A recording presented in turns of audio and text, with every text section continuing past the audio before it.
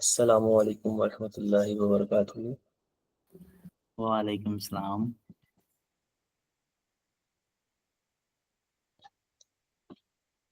अच्छा जी,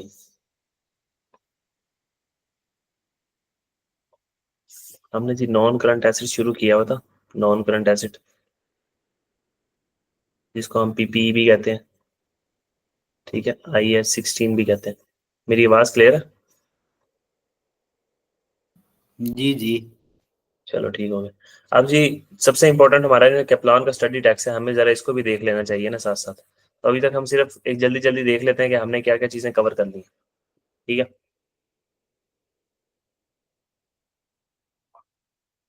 यहाँ हम देखते जाते हैं चीज़ें।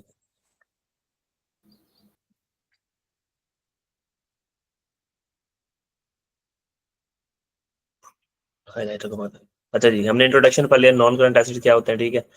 और क्या नाम लेते हैं, बिल्डिंग वैन वगैरह हमारी इन सबको नॉन करंट एसिड, हमने इसकी अच्छी खासी डेफिनेशन पढ़ ली थी सब कुछ। फिर डेप्रिसिएशन क्या होती है, depreciation is the measure of cost of economic benefit of the tangible non current assets have been consumed during the period. हमने कहा था कि हम उसकी क्या नाम लेते हैं, कितने हमारे जो बेनिफिट्स हमने कंज्यूम कर लिए हैं। मतलब हम एसिड का एक लेके आए थे लाख रुपए का, ठीक है। एक एसिड लेके आए थे हम अपने पास लाख रुपए का, और वो 10,000 डेप्रिशिएट हो चुका है। तो 10,000 का बेनिफिट हमने इससे ले लिया। बेनिफिट कैसे लिया हमने, 10,000 को सेल में से माइनस कर दिया था, डेप्रिसिएशन एक्सपेंस। तो 10,000 का हम बेनिफिट ले चुके हैं। तो वो कह रहा है डेप्रिसिएशन, मैंने बताया था कि डेप्रिसिएशन के बहुत सारे मतलब है। वैसे डेप्रिसिएशन का मतलब एसिड की लाइफ के अंदर कमी, या फिर डेप्रिशिएबल अमाउंट को उसकी यूजफुल लाइफ के ऊपर स्प्रेड कर दो। ये भी डेप्रिसिएशन की एक डेफिनेशन थी। फिर डेप्रिसिएशन की जो कैप्लॉन में लिखी हुई डेफिनेशन वो क्या, कि आपका जो कॉस्ट ऑफ इकोनॉमिक बेनिफिट्स है ना, हमारी कॉस्ट ऑफ इकोनॉमिक बेनिफिट क्या 1 लाख रुपए की कॉस्ट थी, और उसमें से हमने कितना क्या नाम लेते हैं बेनिफिट ले लिया, benefit consume during the period. हमने 10,000 का बेनिफिट ले लिया। बेनिफिट लेने का मतलब क्या, पीएनएल में जाकर उसको हमने माइनस कर लिया। तो ये इसकी टेक्निकल सी डेफिनेशन थी, ठीक है। बाकी आपने इसकी कैप्लान का जो स्टडी टैक्स है ना, इसको अच्छे तरीके से रीड करना है। अब हमने सिर्फ हाईलाइट करते जाना चीजें कि हमने क्या क्या पढ़ लिया। आज हमने अपने लास्ट 3 कॉन्सेप्ट पढ़ के इस चैप्टर को वाइंड अप कर देना, ठीक है। जितनी डिटेल में मैंने बातें कर दी हैं, इतनी डिटेल में यकीन करो FA2 में भी बातें नहीं होंगी, ठीक है। अच्छा जी, हम चलते हैं अब नीचे और देखते जाते हैं चीजों को। चलो भाई, क्या हो गया आपको? अच्छा जी, हमने डेफिनेशन पढ़ ली। फिर उसने बताया हमें कि डेप्रिशिएट चीजें क्यों डेप्रिशिएट होती हैं, ठीक है। ये कर्सर नजर आ रहा है ना, कर्सर नजर आ रहा है, जी जी। ठीक है। एसिड जैसे जैसे यूज होता जाता है तो इसलिए वो डेप्रिशिएट हो जाता है। जैसे जैसे वक्त गुजरता जाता है, जैसे जैसे वक्त गुजरता जाता है, तो एसिड इसलिए वक्त गुजरने के साथ साथ भी चीजें क्या हो जाती हैं, डेप्रिशिएट हो जाती हैं, ठीक है। वक्त गुजरने के साथ साथ फिर उसको इस्तेमाल से डेप्रिशिएट हो जाता है। ऑब्सोलिसेंस मतलब कोई नई टेक्नोलॉजी आ गई है और हमारे पास एक पुराना एसिड पड़ा हुआ है। हमारे पास पुरानी वैन पड़ी हुई है, अब उस वैन के अंदर कोई केरोसिन ऑयल डलता होता था, लेकिन अब जो गाड़ियां आ गई हैं वो किससे चलने लगी हैं, इलेक्ट्रिसिटी से चलने लगी हैं। तो हम कहेंगे कि अब उसकी वैल्यू के अंदर क्या आ गई है, कमी आ गई है। डेप्लीशन, मिसाल के तौर पर हमारे डेप्लीशन का मतलब होता है कि हमने एक मादनियात निकाल रहे हैं जमीन से, तो जमीन से हम उसके बेनिफिट को एक्सट्रैक्ट कर रहे हैं। ये भी एक ब्रॉडर सेंस के अंदर उसकी डेफिनेशन है, ठीक है। फिर हमने डेप्रिसिएशन और एक्रूल्स को पढ़ लिया था। डेप्रिसिएशन में मतलब हमने जो मेन कॉन्सेप्ट था वो क्या था, मैचिंग कॉन्सेप्ट। मैचिंग कॉन्सेप्ट मैंने डिटेल में बता दिया था कि भाई अगर एक एसिड से आपको फायदा आना है 10 साल, ठीक है, तो उसकी कॉस्ट को आप 10 साल के ऊपर मोर्टाइज कर दो, सॉरी 10 साल के ऊपर डेप्रिशिएट कर दोगे। 10 साल के ऊपर डेप्रिशिएट करोगे और आहिस्ता आहिस्ता आहिस्ता आप बेनिफिट लोगे। बेनिफिट कैसे लोगे, पीएनएल में माइनस करोगे। 10,000 इकट्ठा माइनस नहीं कर सकते आप। 10 साल अगर आपको फायदा आना है तो उसकी इकोनॉमिक बेनिफिट्स को उसको यूजफुल लाइफ के ऊपर स्प्रेड कर दो, ठीक है। फिर ये बातें मैंने पढ़ी थी।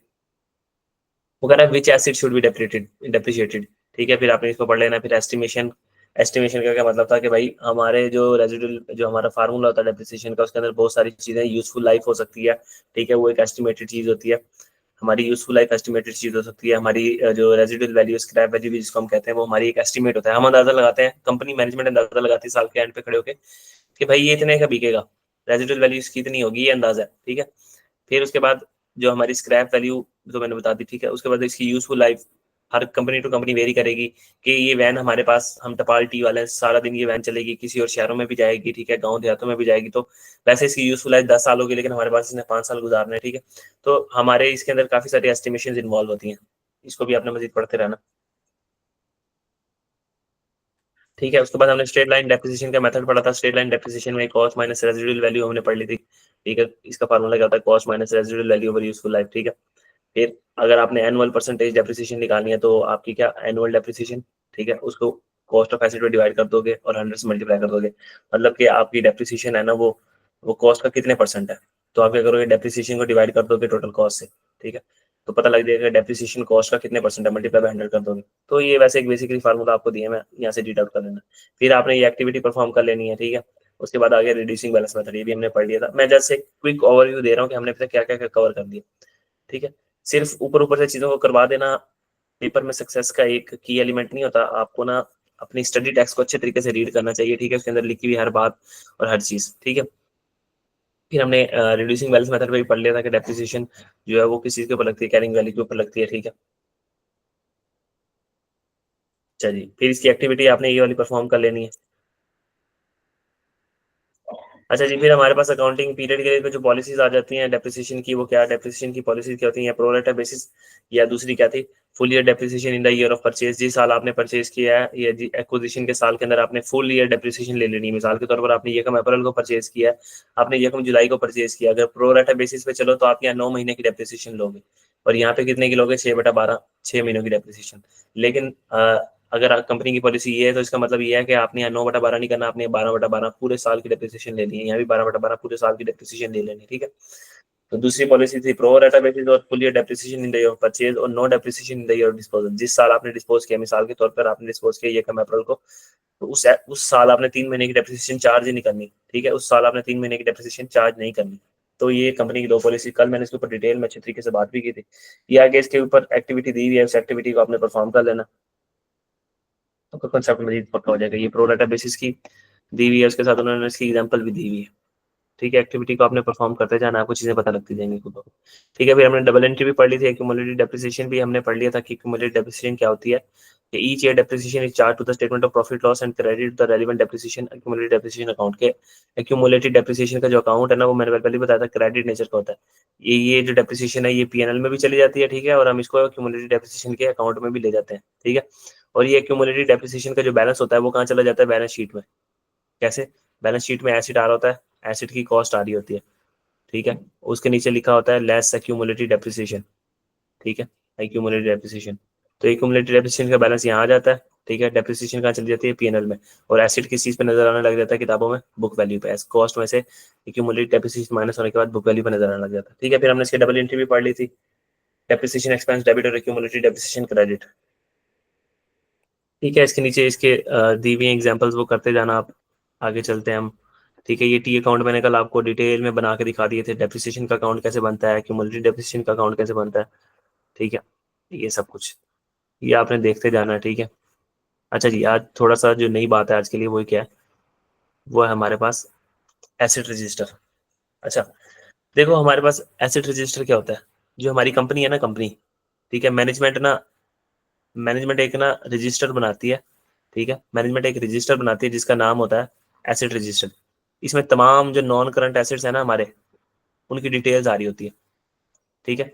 ये हमारा जनरल एंट्री सिस्टम का ना, जो जनरल एंट्री सिस्टम है ना, उसका कोई पार्ट नहीं होता। ये एक सेपरेटली हम मेंटेन करते हैं, हमारी मैनेजमेंट मेंटेन करती है अपने पास सिर्फ एक रिकॉर्ड रखने के लिए कि हमारे पास इतने इतने एसेट पड़े हैं, ठीक है, ठीक है। इसके बारे में हमारी काफी सारी डिटेल है, आगे जाके हम देखते हैं इसको। सेपरेट एक वो एक रजिस्टर बना रही होती है, यहाँ पे दिया हुआ, ठीक है। मैं इसको एक्सप्लेन कर देता हूँ। देखो एसिड रजिस्टर ना, तो सबसे पहले एसिड रजिस्टर के अंदर ना ये पर्टिकुलर्स आ रहे हैं। एसिड रजिस्टर के अंदर नंबर आ रहा है कि भाई एसिड नंबर, हर एसिड को एक नंबर दिया जाता है। आपके पास 50 वैन है, तो आपको कैसे पता लगेगा कि मेरे पास, और वो 50 वैन जितनी भी है वो सारी आपने फॉर एग्जाम्पल सुजुकी कंपनी की ली हुई है, तो आपने उनको एक नंबर दिया होगा कि ये वाली जो वैन है ना, जिसका चेसिस नंबर ये है, उसको ये नंबर दे दो। दूसरी वैन उसका नंबर ये है, तीसरी वैन इसका नंबर ये है। ये आपकी कंपनी में 100 मशीनें लगी हैं, सारी आपकी नॉन करंट एसेट्स है, तो आपने एसेट सब हर एसेट को क्या दिया होगा, एक नंबर दिया होगा। फिर डिस्क्रिप्शन आ रहा होगा कि भाई ये जिस एसेट को मैंने नंबर दिया ये क्या है, कंप्यूटर, ठीक है। अब हमारे पास फॉर एग्जांपल 10 कंप्यूटर है, एक डेल का कंप्यूटर है, ठीक है, एक दूसरा दूसरा किसका है, माइक्रोसॉफ्ट का कंप्यूटर है, ठीक है, लैपटॉप कह लो आप, ठीक है। चौथे नंबर पे हमारा एप्पल का है, ठीक है, आईपैड इसको आप कह लो, ठीक है। फिर उसके बाद एचपी का है। तो आप क्या करोगे, ये आ गई आपकी डिस्क्रिप्शन, ठीक है, उसके साथ नंबर दे दोगे। आप कहोगे कि जो डेल वाला उसको नंबर 1 दे दो, नंबर 2 दे दो, उसको नंबर 3 दे दो, नंबर 4 दे दो, ठीक है। तो ये एसिड रजिस्टर के अंदर हमारी जो एसिड्स है ना, वो ऐसे नॉन करंट एसिड ऐसे लिखे हुए आ रहे होते हैं, आगे उनका नाम लिखा आ रहा होता है, ठीक है। फिर उसकी लोकेशन के भाईजान ये जो एसिड है ना, ये किस बंदे के पास है, ये अकाउंट्स वाले बंदे के पास है, ठीक है, ठीक है, ये अकाउंट्स वाले बंदे के पास है, ये फैक्ट्री के अंदर पड़ी हुई है मशीन, ठीक है, ये जो हमारी वोल्को कार है ये डी डेनिस लड़का बंदा है उसके पास है, ठीक है। उसके बाद ये हमें दी किसने थी, हम सप्लायर का रेफरेंस, ये हमने किससे खरीदा था, ये हमने किससे खरीदा था, ये हमने किससे खरीदा था, ठीक है, ये हमने किस दिन खरीदा था, डेट ऑफ परचेज आ जाएगी उसकी।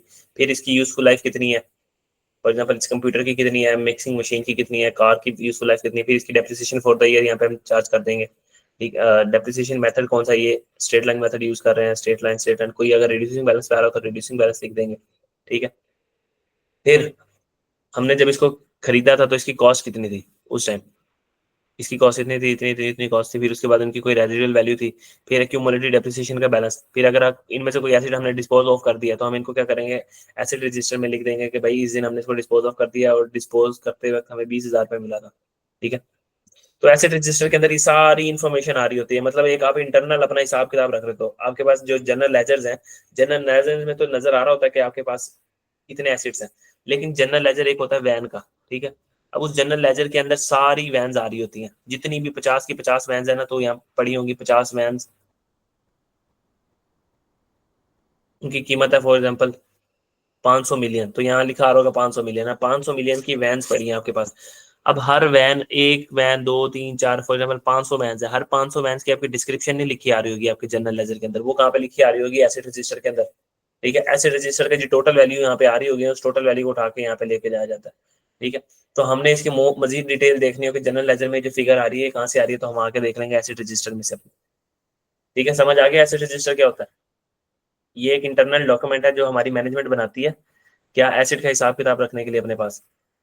एसिड को हमने, एसिड को नंबर दे देना है, एसिड का डिस्क्रिप्शन देख लेना है कि एसिड है किस नेचर का, कोई मशीन है, कोई वैन है, कोई मोटर व्हीकल है, कोई हमारे पास कंप्यूटर्स हैं, कोई एसेसरीज हैं, कोई फिक्सर फिटिंग्स हैं, ठीक है। वो किस किस जगह पड़े हैं, किस बंदे के हवाले किए हैं, खरीदा हमने किससे था, किस दिन खरीदा था, हम उसके ऊपर यूजफुल लाइफ कितनी हमने उसकी एस्टिमेट की है, डेप्रिसिएशन मेथड उसके लिए कौन सा यूज किया है, ठीक है, उसकी कॉस्ट क्या थी, रेजिडुअल वैल्यू कोई है तो एक्यूमुलेटेड डेप्रिसिएशन कितनी है, उसकी डेप्रिसिएशन फॉर द ईयर कितनी है, डिस्पोज कर दिया तो उसकी डेट ऑफ डिस्पोजल, ठीक है, ठीक है, और उसके बाद उसकी प्रोसीडिंग्स। यहाँ तक कोई सवाल हो तो पूछ लो। मैनेजमेंट अपने एसेट को नंबर भी अलॉट करती है, मतलब कोड वगैरह करती है नंबरिंग के साथ। कोड वगैरह इसलिए देती है मैनेजमेंट, मिसाल के तौर पर तुम्हारे पास, हाँ जी देती है, पहले तो सवाल का जवाब है हाँ जी, मैनेजमेंट अपने एसेट्स को कोड नंबर दे देती है। और क्यों देती है, इसका जवाब ये है कि आपके पास, आप टपाल दानेदार आपकी कंपनी है, ठीक है, आपके पास 200 वैन्स है, ठीक है, 200 वैन्स है, आपको कैसे पता लगेगा, आपके पास सामने गिराज के अंदर 200 वैन्स खड़ी हैं, उसमें से एक वैन चोरी होगी, आपको कैसे पता लगेगा कि ये चोरी होगी। चलो वैन की एग्जांपल तो बहुत बड़ी है ना, वो तो चलो पता लग जाएगा, बहुत बड़ी चीज है। कंप्यूटर, आप पीटीसीएल हो, पीटीसीएल के पास 500 मुलाजिम है, 500 मुलाजिमों को 500 कंप्यूटर दिए हैं उन्होंने, कंप्यूटर लैपटॉप, ठीक है। लैपटॉप एक ऐसी चीज है जो इजीली हर बंदा कैरी कर सकता है, ठीक है, कोई आया उसने अपना लैपटॉप, हमारा इंप्लॉई है, उसने लैपटॉप को उठाया, अपने बैग में डाला और चुप करके चला गया अपने घर, और उसके बाद उसने अगले दिन कह दिया कि सर मैंने इस्तीफा दे दिया, तो मैं ना अगली बार आपके पास आऊंगा ही नहीं, ठीक है, मैं ऐसे जा रहा हूँ। वो लैपटॉप जो था ना वो 3 लाख रुपए का था, वो लैपटॉप अपने साथ ले गया, हमें कैसे पता लगेगा, हमने तो 500 बंदों को 500 लैपटॉप दिए हैं। जब हम चेक कर रहे होंगे ना कि हमारे जितने भी एसिड्स हैं वो कंप्लीट है कि नहीं है, तो हम क्या करेंगे, हम देखेंगे एसिड नंबर 1 किधर, एसिड नंबर 2 किधर, एसिड नंबर 3 किधर है, 4 5 6 7 आगे लिखा आ रहा होगा, एसिड नंबर 1 इस बंदे को दिया हुआ है, लैपटॉप नंबर 2 इसको दिया हुआ, लैपटॉप नंबर 3, फिर इसकी मजीद डिटेलिंग होती है कि लैपटॉप नंबर 1 जिसको हमने नंबर 1 दिया ना वो कोर i5 है, उसकी जनरेशन ये है, उसका कलर ये है, ठीक है, और वो एचपी का है, ठीक है, और वो हमने इस बंदे को दिया हुआ है। तो अगर हमारे एक एसिड, उसमें से एक एसिड गायब हो जाता है, मिसाल के तौर पर मिस अप्रोप्रिएट हो जाता है, थेफ्ट हो जाता है, चोरी हो जाता है, तो हम क्या कहेंगे कि भाई एसिड नंबर 4 है गायब है, फिर हम यहाँ पे लिखा देखेंगे कि हमने किसको दिया होता है एसिड नंबर 4, तो हम उस बंदे को जाके पकड़ लेंगे। लेकिन अगर हमने उसको नंबरिंग नहीं दी हुई तो हमें पता ही नहीं, 500 लैपटॉप में से कोई लेके भाग गया तो कौन लेके भाग गया, और 500 लैपटॉप में से हमें पता ही नहीं चलेगा कितने लैपटॉप गायब है। तो जब भी रिकंसिलेशन बन रही होगी, रिकंसिलेशन हम चेक कर रहे होंगे जितने एसिड हमारी किताबों में आ रहे हैं क्या फिजिकली उतने एसिड भी पड़े हैं। ये रिकंसिलेशन ऑडिटर आएगा, वो देखता है कि भाई आपके पास जो किताबों में एसिड नजर आ रहे हैं क्या वो वाकईतन आपकी आपकी पास पड़े हुए भी हैं कि नहीं, ठीक है, समझ आ गया। जी जी। कोई क्वेश्चन हो तो नहीं, कोई क्वेश्चन नहीं। अच्छा जी, तो जब भी कोई एसिड रजिस्टर है, जब भी कोई नया एसिड आता है, न्यू एसिड आता है, तो हम उसको क्या करते हैं, एसिड रजिस्टर के अंदर ऐड कर देते हैं, और वो सारी चीजें लिख देते हैं, उसका डेट, डिस्क्रिप्शन, किस बंदे से लिया, कितने का लिया, उसकी रेजिडुअल वैल्यू क्या है, उसकी यूजफुल लाइफ क्या है, उसको डेप्रिशिएट किस तरीके से करेंगे, हर चीज हम उसकी क्या लिख देते हैं, उसके अंदर लिख देते हैं एसेट रजिस्टर। और जब भी वो एसेट डिस्पोज कर देते हैं हम, तो उसको हम क्या कर देते हैं, एसेट रजिस्टर में से निकाल देते हैं। अच्छा, अब हम कल डिस्पोजल पढ़ रहे थे, डिस्पोजल, ठीक है। हम क्या करते थे, यहाँ से एसेट की कॉस्ट, यहाँ एसेट लिखते थे, ऐसे ही है ना, यहाँ क्या लिखते थे, क्यूमुलेटिव डेप्रिसिएशन। हम कहते थे, यार यहाँ पे मैं बता देता हूँ ना, ये देखो, ये एसेट का अकाउंट है। हम कहते थे एसिड की कॉस्ट यहाँ से निकाल दो, डिस्पोजल में डाल दो, ऐसे करते होते थे हम। कल तक हम नहीं पढ़ा ना, जो एसिड डिस्पोज हो गया उसको किताबों से निकाल दो, यहाँ से निकाल दिया हमने और हमने यहाँ पे डाल दिया, ठीक है। फिर हमने कहा जो एसिड डिस्पोज हो गया उसकी क्यूमुलेटिव डेप्रिसिएशन भी हमारी किताबों में नहीं रहनी चाहिए, ठीक है। उसकी क्यूमुलेटिव डेप्रिसिएशन को भी हम किताबों में से निकाल देते होते थे, तो हम यहाँ पे लिख देते थे। फिर हम कहते थे जो कैश आया वो कैश, इसको सेल प्रोसीड भी कहते थे हम, कि जो पैसे आए हैं यहाँ हम लिख देते थे। फिर बैलेंसिंग फिगर देखते थे कि बैलेंस इस साइड पे आ रहा है या बैलेंस इस साइड पे आ रहा है। अगर इस साइड पे आ रहा है तो गेन है, ठीक है, इस साइड पे आ रहा है तो क्या, लॉस है। तो ये जो फिगर है एसिड की और एक्यूमुलेटेड डेप्रिसिएशन की फिगर है, ये कहाँ से मिलती है, ये हमें एसिड रजिस्टर से मिलती है। कि एसिड, जो एसिड हमारी किताबों से गया उसकी कॉस्ट कितनी है, उसकी कॉस्ट कितनी थी, तो वो कॉस्ट कहाँ से आ रही होगी, एसिड रजिस्टर से। और ये क्यूमुलेटेड डेप्रिसिएशन आज तक वो कितना डेप्रिशिएट हो गया, वो कहाँ से आ रही होगी, एसेट रजिस्टर से। क्योंकि ये एक्यूमुलेटेड डेप्रिसिएशन जो हमारा अकाउंट बन रहा है ना, अकाउंट, ये एक्यूमुलेटेड डेप्रिसिएशन का अकाउंट, इसके अंदर सारे एसेट्स की डेप्रिसिएशन आ रही होगी। अब ये जो निकला है इसकी डेप्रिसिएशन कितनी है, वो कहाँ आ रही होगी, वो एसेट रजिस्टर के अंदर आ रही होगी। तो मैंने पहले भी बताया था कि इसके अंदर हमारा सब कुछ जो चीज चल रही होती है वो टोटल में चल रही होती है। टोटल एसेट्स, टोटल एसेट्स की टोटल एक्यूमुलेटेड डेप्रिसिएशन और टोटल एसेट्स की हम दोनों को माइनस कर देंगे तो टोटल बुक वैल्यू, ठीक है। यहाँ तक कोई बात नहीं समझ आई तो पूछ लो। No sir. तो चलो मुझे बोल के बताओ फिर, कि अगर हमने कोई एसिड डिस्पोज किया है तो हम उसकी एसिड की कॉस्ट और एक्यूमुलेटेड डेप्रिसिएशन कहाँ से लेंगे, जनरल लेजर से कि एसिड रजिस्टर से। एसिड रजिस्टर से लेंगे। और उसमें से जनरल लेजर में से क्यों नहीं लेंगे। एसिड रजिस्टर में प्रॉपर नंबरिंग देके उन्होंने एसिड रखे होते हैं ना। नहीं, जनरल लेजर से इसलिए नहीं लेंगे, मैंने अभी बताया कि जनरल लेजर में अगर आपके पास 500 वैन है ना, तो 500 वैन आपकी नॉन करंट एसिड्स हैं। एसिड रजिस्टर के अंदर नंबरिंग से आ रहा होगा 1 2 3 4 500 तक। लेकिन जो यहाँ पे आपने वैन का टी अकाउंट बनाया होगा ना, उसमें आपके पास 500 वैन की सारों की कॉस्ट जमा होके आ रही होगी। तो इसमें से अगर हमने एक बेच दी है तो हमें कैसे पता लगेगा कि वो जो एक बेची है उसकी कॉस्ट क्या थी। तो उसकी कॉस्ट के लिए एसिड रजिस्टर है, उसकी एक्यूमुलेटेड डेप्रिसिएशन एसिड रजिस्टर के अंदर आ रही होगी। अब इन 500 वैन की एक्यूमुलेटेड डेप्रिसिएशन का बैलेंस यहाँ आ रहा होगा, एक का नहीं आ रहा होगा, तो टी अकाउंट से हम नहीं निकाल सकते, ठीक है। जी जी। अच्छा, अब वो वही सारी बातें जो उसने कहा कि हम प्रेजेंटेशन कैसे करते हैं नॉन करंट एसेट की अपनी फाइनेंशियल स्टेटमेंट के अंदर, तो मैंने पहले बता दिया था कि हमारी जो बैलेंस शीट होती है जिसको आप एसएफपी भी कहते हो, ठीक है, उसमें हमारे क्या आते हैं, एसिड्स आते हैं, ये बात मैं 100 बार कर चुका हूँ। लाइबिलिटीज आती हैं, ठीक है, हमारी इक्विटी भी आती है, लेकिन ये हमारा यहाँ टॉपिक नहीं है, ना ये टॉपिक है ना ये टॉपिक है, तो इनको काट दो। तो बैलेंस शीट में एसिड कैसे आते हैं, cost less accumulated depreciation, cost minus accumulated depreciation, और ये इसका इसका इसको क्या कहते हैं हम, बुक वैल्यू। तो उसने ये लिखा हुआ है कि हमारी जो presentation of non current asset in the final account, यानी फाइनेंशियल स्टेटमेंट्स के अंदर हमारी कैसे आता है, the statement of financial position में वो कैसे आएगा कि हमारे प्रॉपर्टी प्लांट इक्विपमेंट की हेडिंग दे देंगे हम, उसके अंदर हमारी लैंड और बिल्डिंग आ रही है, प्लांट मशीनरी आ रही है, मोटर व्हीकल्स आ रहे हैं, उन सब की क्या आ रही है, कॉस्ट, फिर उनकी एक्यूमुलेटेड डेप्रिसिएशन, और उनको हम किस चीज पे लेके आ रहे हैं, कैरिंग वैल्यू यानी बुक वैल्यू के ऊपर, ठीक है। तो इस तरीके से हम फाइनेंशियल स्टेटमेंट में, और हम प्रॉफिट एंड लॉस में कैसे करते होते थे, प्रॉफिट एंड लॉस में क्या जाती थी, डेप्रिसिएशन, क्या जाती थी, डेप्रिसिएशन। दो चीजें याद रख लो बस, एसेट हमारी बैलेंस शीट में किस चीज पे नजर आता है, बुक वैल्यू पे, और एसेट की डेप्रिसिएशन कहाँ जाती है हमारी, पीएनएल के अंदर, कहाँ जाती है, पीएनएल के अंदर।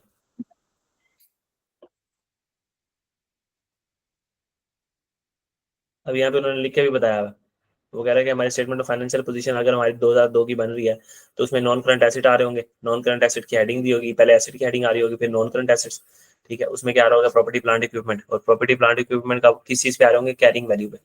फिर हम फिर उसके बाद हमारे करंट एसेट आ रहे होंगे, करंट एसेट में inventory, receivable, cash at bank और ये सारी चीजें आ रही होंगी। अच्छा, फिर ये थोड़ी सी थ्योरी है, वो कह रहा है चेंजेस इन डेप्रिसिएशन। हमें भाई देख लेना चाहिए, हमें वक्त गुजरने के साथ साथ ना देख लेना चाहिए मैनेजमेंट को, जैसे जैसे वक्त गुजरता जाए ना, तो मैनेजमेंट को ये देख लेना चाहिए कि वो जो एसेट खरीद के लेके आई थी, एक मशीन खरीद के लेके आई थी, और उसने सोचा था कि इसकी यूजफुल लाइफ जो है ना, इसकी यूजफुल लाइफ 5 साल होगी। ठीक है, तो हर साल के एंड पे आपको चेक कर लेना चाहिए कि आपने जो 5 साल एस्टिमेट किया था कि वाकई ना ये मशीन 5 साल चलेगी।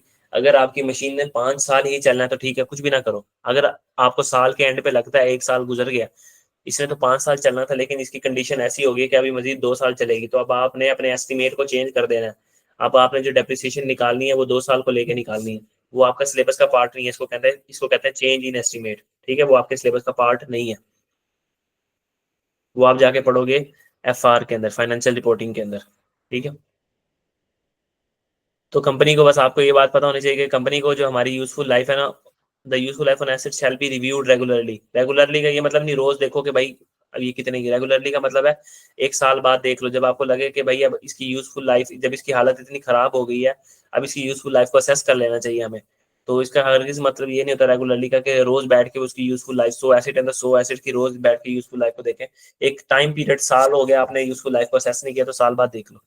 एक अच्छा बेस्ट टाइम होता है कभी ईयर एंड के ऊपर देख लो आप। ठीक है, if a business decide then the asset life requires revision वगैरह, अगर आपको लगे कि एसेट की लाइफ के अंदर कोई चीज कमी आ गई है या कोई एसेट की लाइफ बढ़ गई है, 2 साल की जगह आपको लगा था 5 साल फायदा देगा, अब आपको लगता है नहीं ये तो बहुत अच्छी कंडीशन में हम इस्तेमाल कर रहे हैं, 6 साल फायदा देगा, तो जब भी कोई चेंज आ जाए तो आप उसको क्या करोगे, शॉर्टर और लॉन्गर पीरियड का कोई भी अगर चेंज आ गया तो आप उसको क्या कर दो कि अकाउंट फॉर करोगे अपनी किताबों के अंदर, डेप्रिसिएशन उसके अकॉर्डिंगली चार्ज करोगे फ्यूचर में। और अब डेप्रिसिएशन का मेथड, आपने पहले सोचा था कि ये जो मशीन है ना हर साल 10,000 10,000 10,000 यूनिट प्रोड्यूस करेगी, हमें इसे इक्वल बेनिफिट आना, तो हमने स्ट्रेट लाइन मेथड लगा लिया था। इसने पहले साल तो 10,000 यूनिट प्रोड्यूस किया, अगले साल ये 6,000 इसने प्रोड्यूस किया, उससे अगले साल 3,000 प्रोड्यूस किए। ठीक है, तो हमें अपने क्या करना है, डेप्रिसिएशन के मेथड को भी चेक कर लेना चाहिए कि हमने जो स्ट्रेट लाइन मेथड सोचा था, क्या वो स्ट्रेट लाइन मेथड हमने सही असेस किया था, कि एसिड से फायदा भी हमें वैसे ही आ रहा है जैसा कि हमने सोचा था। अच्छा, ये सारी बातें थ्योरेटिकल बातें, ये पूछ सकता है। ठीक है, तो हमें हर एस्पेक्ट को कवर करना है। फिर हमने डिस्पोजल पे आगे थे। अच्छा जी, डिस्पोजल में आपने पढ़ते जाना है। डिस्पोजल की हमने एंट्री पढ़ी थी, हमने सबसे पहले कहा था कि हमने जी ये डिस्पोजल का अकाउंट बना लेना, ऐसे छोटा सा प्यारा सा। ठीक है, फिर हमने यहाँ पे एसिड का अकाउंट बनाया था अपने पास। फिर हमने यहाँ किसका अकाउंट बनाया था,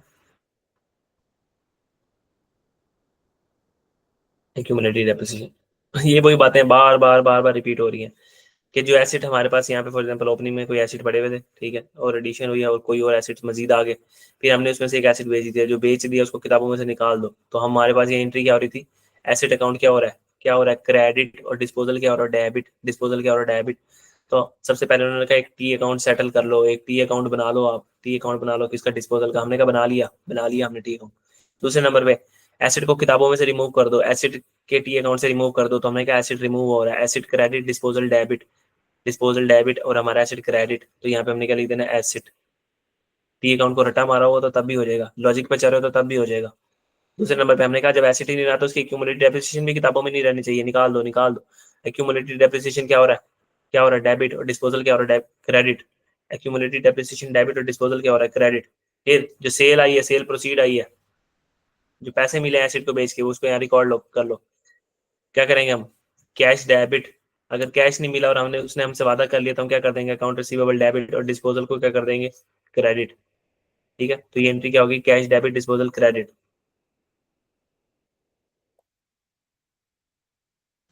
फिर कोई गेन एंड लॉस आया, गेन एंड लॉस को रिकॉर्ड कर लो अपने पास। गेन एंड लॉस को हम कैसे रिकॉर्ड करते हैं अपने पास, गेन कैसे आता है, पीएनएल में कोई चीज क्रेडिट जाए तो क्या होता है गेन, पीएनएल क्रेडिट तो डिस्पोजल डेबिट, ये क्या हो जाएगा आपके पास गेन। और पीएनएल डेबिट हो रहा है, पीएनएल डेबिट होता है एक्सपेंसिस से, एक्सपेंस के नीचे डेबिट, पीएनएल जब भी डेबिट हो रहा होगा तो लॉस आ रहा होगा हमारे पास, तो हम कहेंगे पीएनएल डेबिट, और हमारे पास जो क्या है डिस्पोजल क्या हो जाएगा क्रेडिट। तो ये सारी बातें थी जो मैंने कल पहले ही कर दी थी, और आज उनको मैंने कप्लान से आपको बता दिया है, दिखा दिया है। ठीक है, यहाँ तक कोई सवाल जवाब, कोई पंचायत, कोई पसूड़ी, कोई मसला, कोई परेशानी तो पूछ लो, नहीं तो फिर मैं कहानी को आगे लेके चलता हूँ। No sir. ठीक है, अब उसने कहा कि scrapping of non current assets, आपने जो एसिड बेच दिया ना उसके बदले आपको कोई पैसे नहीं मिले, ये आपने एसिड बेचा, स्क्रैप का मतलब है कोड़ियों के भाव बेच दिए भाई, कुछ भी नहीं मिला आपको। बेच दिया मतलब आपने उसको निकाला और अपनी फैक्ट्री से निकाल के किसी बंजर इलाके में जाके फेंक दिया। हमने क्या क्या घटिया मशीन लेके आए थे हम, हमने उसको किताबों से निकाल दिया। डिस्पोज ऑफ करने का ये मतलब नहीं होता कि आप उसको सिर्फ बेच दो तो मतलब आपने अपनी किताबों से निकाल दिया, आपका वो एसिड रहा ही नहीं। चाहे आप उसको बाहर किसी को बेच दो, चाहे आप उसको आग लगा दो बाहर निकाल के, चाहे आप उसको फेंक दो, कुछ भी कर दो, तो उसका मतलब है डिस्पोजल, आपने अपनी किताबों से निकाल दिया। तो वही हमने अगर एसिड को किताबों से निकाल दिया तो एसिड की कॉस्ट एक्यूमुलेटेड डेप्रिसिएशन यहाँ आ जाएगी। ठीक है, यहाँ पे क्या आएगी, सेल प्रोसीड। सेल प्रोसीड को जीरो ले लेना, स्क्रैप का मतलब कुछ पैसे आए ही नहीं हमारे पास, तो बैलेंसिंग फिगर क्या आ जाएगी, गेन और लॉस। बैलेंसिंग फिगर क्या आ जाएगी आपके पास, गेन और लॉस। गेन आएगा यहाँ पे, लॉस आएगा यहाँ पे।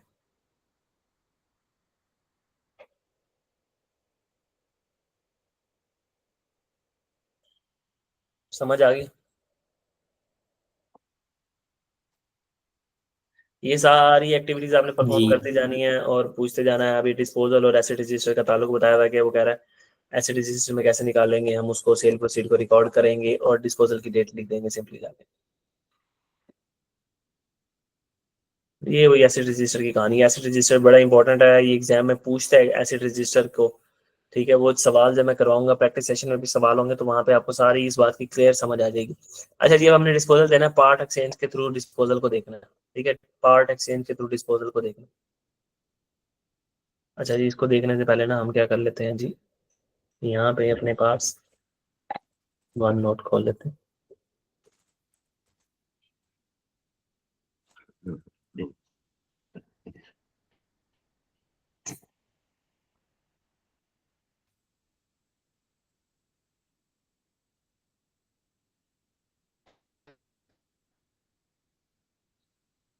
पार्ट एक्सचेंज क्या होता है, हमारे पास एक एसिड पड़ा था कैलोवैन। ठीक है, उसकी जो कॉस्ट थी ना, आप कह लो 1 लाख रुपए थी। और उसकी जो वैन की एक्यूमुलेटेड डेप्रिसिएशन है ना, आज तक की डेप्रिसिएशन, आज तक की डेप्रिसिएशन कितनी है, 70,000। आप कह लो उसकी आज तक की डेप्रिसिएशन कितनी है। ठीक है, अगर मैं इसकी बुक वैल्यू निकालूं तो इसकी बुक वैल्यू क्या होगी, कॉस्ट में से क्यूमुलेटेड डेप्रिसिएशन को माइनस कर दूं तो हमारे पास क्या आ जाएगी, बुक वैल्यू। मतलब किताबों में ये कितने का नजर आ रहा है एसेट, हमारी फाइनेंशियल स्टेटमेंट में एसओएफपी में ये कितने पे नजर आ रहा है, कितने पे नजर आ रहा है इस वक्त, 30,000 पे। कितने पे नजर आ रहा है, 30,000 पे। अच्छा, अब हम गए हमने जाके ना ब्लैक मार्क कर लिया सबसे पहले। अच्छा जी, हम गए, हमने जाके ना एक न्यू वैन पसंद की। न्यू वैन पसंद की, हमने कहा कि हमने ना एक नई वैन लेनी है। ठीक है, नई वैन लेनी है, हमने एक न्यू वैन लेनी है। तो उन्होंने कहा सर इसकी जो लिस्ट प्राइस है ना, लिस्ट प्राइस जो आपकी समझ लो एक मार्केट में प्राइस चल रही है, परचेज प्राइस कह लो आप इसको। ठीक है, इसकी जो प्राइस है ना वो है ना 2 लाख है। ठीक है, 2 लाख है। लेकिन ना, लेकिन अगर आप हमें अपनी पुरानी वैन दे दो ना, पुरानी वैन, ठीक है, पुरानी वैन दे दो, ओल्ड वैन हमें दे दो। ठीक है, प्लस आप हमें ना जो कैश है ना, मजीद कैश दे दो, 1.5 लाख रुपए, हमें मजीद 1.5 लाख रुपए दे दो, तो हम आपको न्यू वैन दे देंगे। हम आपको क्या दे देंगे, न्यू वैन दे देंगे। एक हमें अपनी ओल्ड वैन दे दो और एक हमें 1.5 लाख रुपए दे दो, हम आपको क्या दे देंगे, आपकी न्यू वैन दे देंगे, न्यू वैन। तो सबसे पहले हम ओल्ड वैन का वही सारा काम जो हमने सीखा हुआ है, बिल्कुल कुछ भी नया नहीं है, कुछ भी नया नहीं है। हमने डिस्पोजल का अकाउंट बना देना। हमने कहा हम अपनी पुरानी वैन बेचने लगे हैं, ये ओल्ड वैन के लिए बना रहा हूँ मैं। देखो, अगर डिस्पोजल का अकाउंट आता है ना तो कोई सवाल ऐसा नहीं है जो आपको तंग कर सकता है, कोई सवाल एक ऐसा नहीं होगा जो आपको तंग कर सकता है। ठीक है, लेकिन अगर आपने रट्टे मारे में चीजों के, मैं बुक वैल्यू में से सेल प्रोसीड माइनस कर दूं तो गेन लॉस आ जाएगा, और यूं कर दूं तो यूं आ जाएगा। ठीक है, वो भी किसी हद तक आपको समझ आ सकती है बातें, लेकिन उस तरीके से लेके चलो जिस तरीके से एक लॉजिकल वे आपको सिखाया गया स्टैंडर्ड की तरफ से। ठीक है, और आपने कल को जिंदगी में लेकर चलना है। अभी इतने तेज ना बनो कि आप डायरेक्टली, मैं डायरेक्टली तरीके भी बता दूंगा आपको। ठीक है, हम कहेंगे कि जो हमारी एसेट है ना, जो हमने डिस्पोज ऑफ किया, यहाँ पे एसेट आ जाता है। एसेट की क्या आ जाती है, कॉस्ट। ओल्ड एसेट की क्या आएगी, कॉस्ट। याद है ना, जल्दी जल्दी बता दो, यहाँ एसेट की कॉस्ट आती होती है जो एसेट डिस्पोज हो रहा है। याद है? जी जी।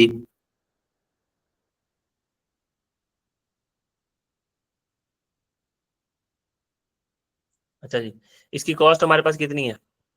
1 लाख रुपए, ठीक है। और इसकी क्यूमुलेटेड डेप्रिसिएशन कितनी है? 70,000।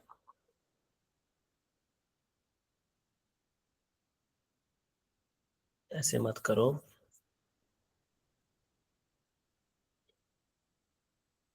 इसकी क्यूमुलेटेड डेप्रिसिएशन कितनी है? 70,000। अच्छा जी,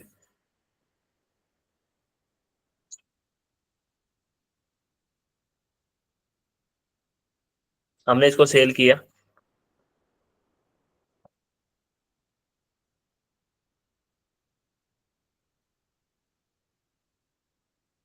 ये पेन को क्या हो गया है? एक सेकंड, मेरा ना ये पेन को कोई इशू हो गया।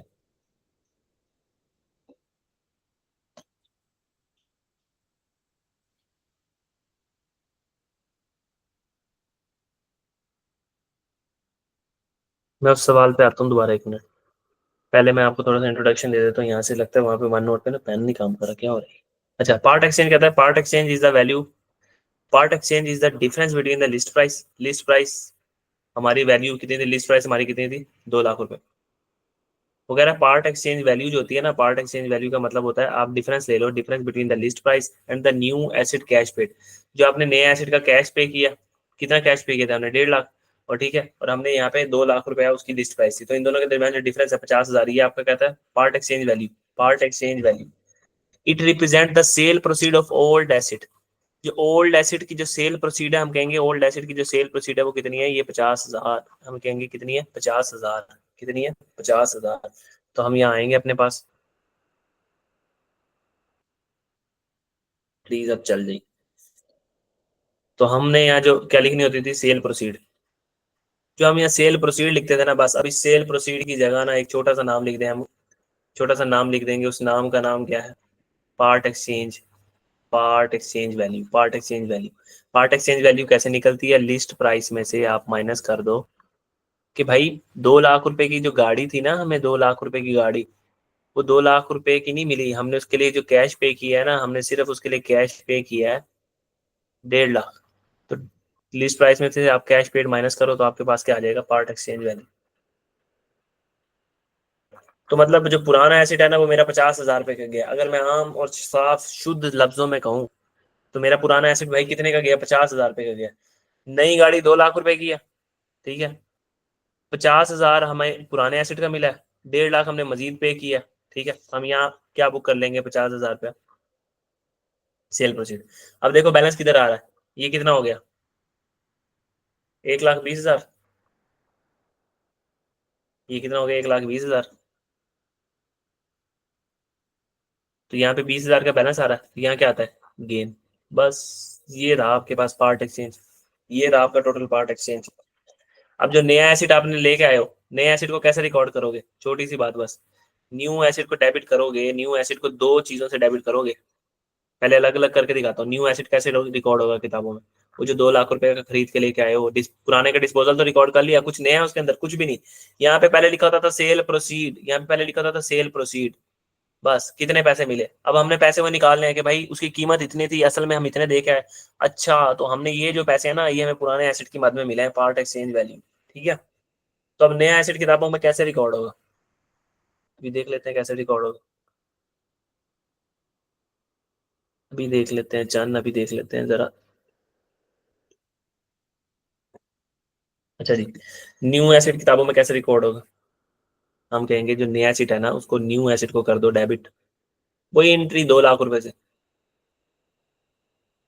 ठीक है। कैश हमारे पास से कितना गया? 1.5 लाख रुपए।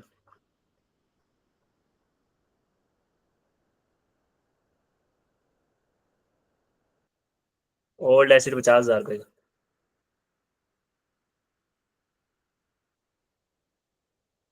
इस ट्रीटमेंट को ना मैं आपको, सही ट्रीटमेंट को ना मैं आपको बुक से दिखाता हूँ, ताकि आपको चीज वहां से जरा अच्छे से समझ आए।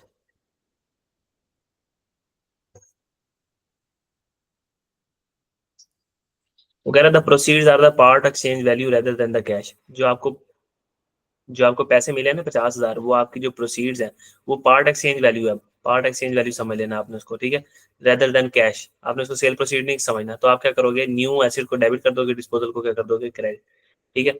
और फिर न्यू करंट एसिड को डेबिट कर दोगे और कैश को क्या कर दोगे, क्रेडिट। इसका मतलब ये है, मैं एक सिंपल आम भाषा में अगर आपको बोलूं, जो आपने नया एसिड डेबिट किया ना, वो कैसे, नए एसिड को आप सबसे पहले डेबिट करोगे, एसिड डेबिट करोगे 1.5 लाख रुपए से, ठीक है।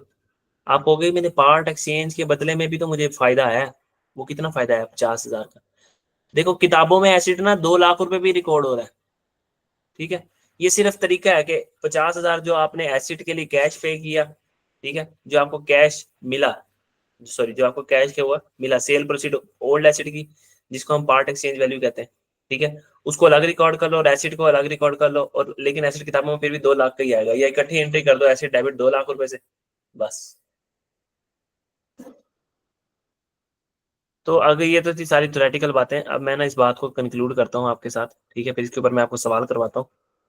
आपको सारी बातें ना क्लियर हो जाएंगी अच्छे तरीके से, बहुत अच्छे तरीके से बातें क्लियर हो जाएंगी। वो कह रहा है आपने क्या करना है, न्यू नॉन करंट एसिड को आपने क्या कर देना है, new non current acid account को डेबिट कर देना है with full list price of the new acid. Full list price कितनी थी, 2 लाख, ठीक है। फिर उसके बाद जो क्रेडिट कर देना है डिस्पोजल को, पार्ट एक्सचेंज अलाउंस को, 50,000 हमने डिस्पोजल में डाल दिया था पार्ट एक्सचेंज अलाउंस के नाम से। और हमने क्या कर देना है यहाँ पे, बाकी जो हमने कैश पे किया था 1.5 लाख। तो मैंने जो वहां एंट्री बनाई थी, क्या बनाई थी, न्यू एसिड को डेबिट कर दो 2 लाख से, ठीक है। फिर आपने कैश जो पे किया वो कितना पे किया, 1.5 लाख। फिर पार्ट एक्सचेंज वैल्यू मैंने क्या लिखा था, ओल्ड एसिड, ओल्ड एसिड की पार्ट एक्सचेंज वैल्यू के मद में जो आपको डिस्पोजल में पैसे मिले वो कितने, 50,000। तो ये सारी टेक्निकल सी बातें हैं, टेक्निकल सी बातें हैं, समझ आ गई हैं तो ठीक है, नहीं समझ आई तो अभी सवाल करेंगे तो समझ आ जाएंगी, ठीक है। अभी सिर्फ ये एंट्रीज लिखी हुई। अच्छा अब देखो, सबसे पहले एग्जांपल वो कह रहा था car as a list price of 8,000, एक कार है उसकी लिस्ट प्राइस है 8,000। जो हमारे पास एक ओल्डर कार पड़ी है ना जिसको हमने देना है और न्यू कार ले लेनी है, उसके लिए द बिजनेस को ओनली पे करने पड़े 6,000। हमने एक अपनी पुरानी कार दे दी, ठीक है, और 6,000 रुपए दिए। हमने क्या दिया, अपनी ओल्ड कार दे दी, और हमने पैसे जो पे किए हैं ना, पेमेंट जो हमने की है वो कितनी दी है, 6,000। तो हमें क्या चीज मिल गया, एक एसेट मिल गया जिसकी कीमत है कितनी, 8,000। तो हमें पार्ट एक्सचेंज की मद में कितने पैसे हैं, पार्ट एक्सचेंज वो कैसे निकलता है, लिस्ट प्राइस में से आप माइनस कर दो कैश पेड। लिस्ट प्राइस कितनी है आपके पास, 8,000, उसमें से आपको कैश कितना पे करना पड़ा, 6,000। तो मतलब 2,000 जो पुरानी की कार है ना उसके मद में आपको मिला, 2,000 पुरानी कार की मद में आपको मिला। तो हमारे पास यहाँ पार्ट एक्सचेंज वैल्यू कैसे निकल आएगी, लिस्ट प्राइस में से कैश पेड माइनस किया तो पार्ट एक्सचेंज वैल्यू निकल आए। अब इसका करना क्या, कुछ भी नहीं करना इसका, कुछ भी नहीं करना। डिस्पोजल के अकाउंट में जहाँ पे आप सेल प्रोसीड लिखते थे आप पार्ट एक्सचेंज वैल्यू लिख दोगे, बाकी सारा काम वही है, बाकी सारे का सारा काम वही है, बाकी सारा काम वही है। देखो डिस्पोजल का टी अकाउंट बनाओ, फिर जो पुराना एसिड आपने रिकॉर्ड बेचा है उसको रिकॉर्ड करो। पहले भी हम क्या करते थे, पुराने एसिड को यहाँ, एसिड को क्या करते थे, अब यहाँ लिख देंगे ओल्ड एसिड, ठीक है, उसकी एक्यूमुलेटेड डेप्रिसिएशन भी निकाल दो किताबों से, ठीक है। यहाँ पे जो सेल प्रोसीड लिखते थे ना, सेल प्रोसीड, उसकी जगह पार्ट एक्सचेंज वैल्यू लिखनी है बस। फिर उसके बाद देखना बैलेंस किधर आ रहा है, इधर आ रहा है, इधर आ रहा है। तो गेन और लॉस आपने निकाल लेना है, गेन और लॉस आपने क्या करना है, निकाल लेना है, ठीक है। बस एक चौथा स्टेप चेंज हो गया, उसमें आपने जो न्यू एसिड रिकॉर्ड किया है उसको एसिड को लिस्ट प्राइस से डेबिट करना है। मतलब जो नया एसिड आया वो 2 लाख रुपए का आया, जो आपने पैसे पे किए वो कितने, 1,50,000 पे किए हैं, और 50,000 आपका डिस्पोजल में चला गया, 50,000 डिस्पोजल में चला गया। यहाँ वैल्यू चेंज है जरा। तो यहाँ पे ऊपर वाले सवाल में जो वैल्यूज थी वो क्या थी, आपने जो नॉन करंट एसिड डेबिट करना है 8,000 रुपए का, क्योंकि नई वैन थी 8,000 रुपए की। डिस्पोजल में आपने पार्ट एक्सचेंज के तौर पे कितना बुक किया, डिस्पोजल को क्रेडिट किया 2,000 से, ठीक है, और आपने पैसे कितने पे किए, 6,000। तो नया एसिड ऐसे डेबिट, नया एसिड को ऐसे रिकॉर्ड करना।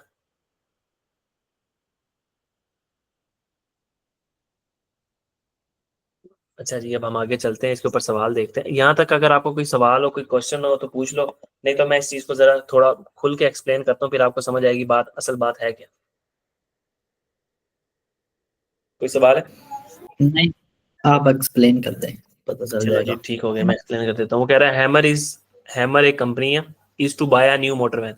हैमर ने एक नई मोटर वैन को खरीदना है, which has a list price of 9,000। हमने गए और हमने कहा कि हमने एक नई मोटर वैन खरीदनी है और उसकी जो प्राइस है ना इस वक्त वो कितनी है, 9,000। ठीक है।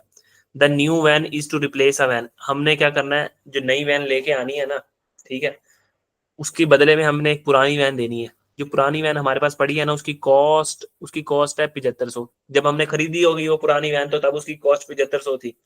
फिर उसकी यूजफुल लाइफ, जब हमने उसको खरीदा था ना, उसकी यूजफुल लाइफ 4 साल थी, और अब तक उसकी एक्यूमुलेटेड डेप्रिसिएशन है 6,000। हमने कहा चलो ठीक है, ये तो पुरानी वैन का डाटा दे दिया सारा।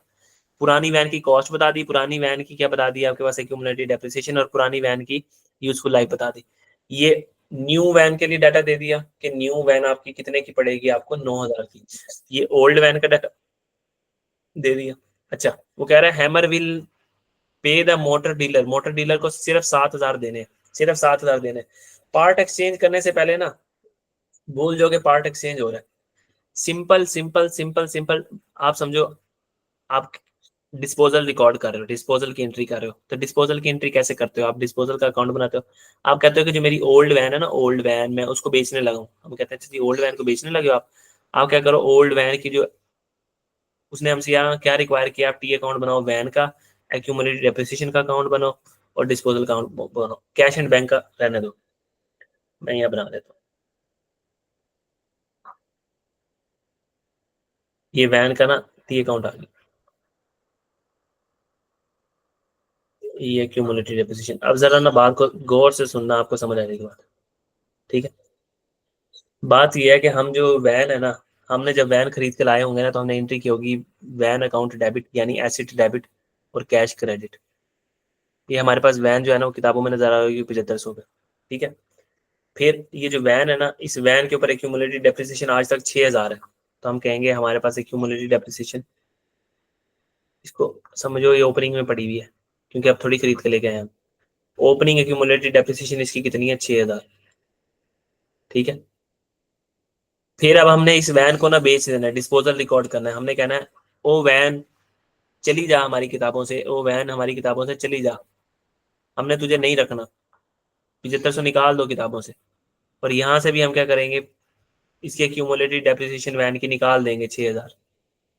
अच्छा, हम इधर आ जाएंगे डिस्पोजल में। अब वैन का अकाउंट क्या हो रहा है, क्रेडिट। डिस्पोजल क्या हो रहा है, डेबिट। डिस्पोजल क्या हो रहा है, डेबिट। तो यहाँ क्या आ गया, वैन। ठीक है। उसके बाद एक्यूमुलेटेड डेप्रिसिएशन का अकाउंट क्या हो रहा है, डेबिट। और डिस्पोजल का अकाउंट क्या हो रहा है, credit. Accumulated depreciation debit, disposal का अकाउंट क्या हो रहा है, क्रेडिट। 6,000 से हमने डिस्पोजल रिकॉर्ड कर दिया। अब यहाँ पे आते हैं पैसे, बस सेल प्रोसीड।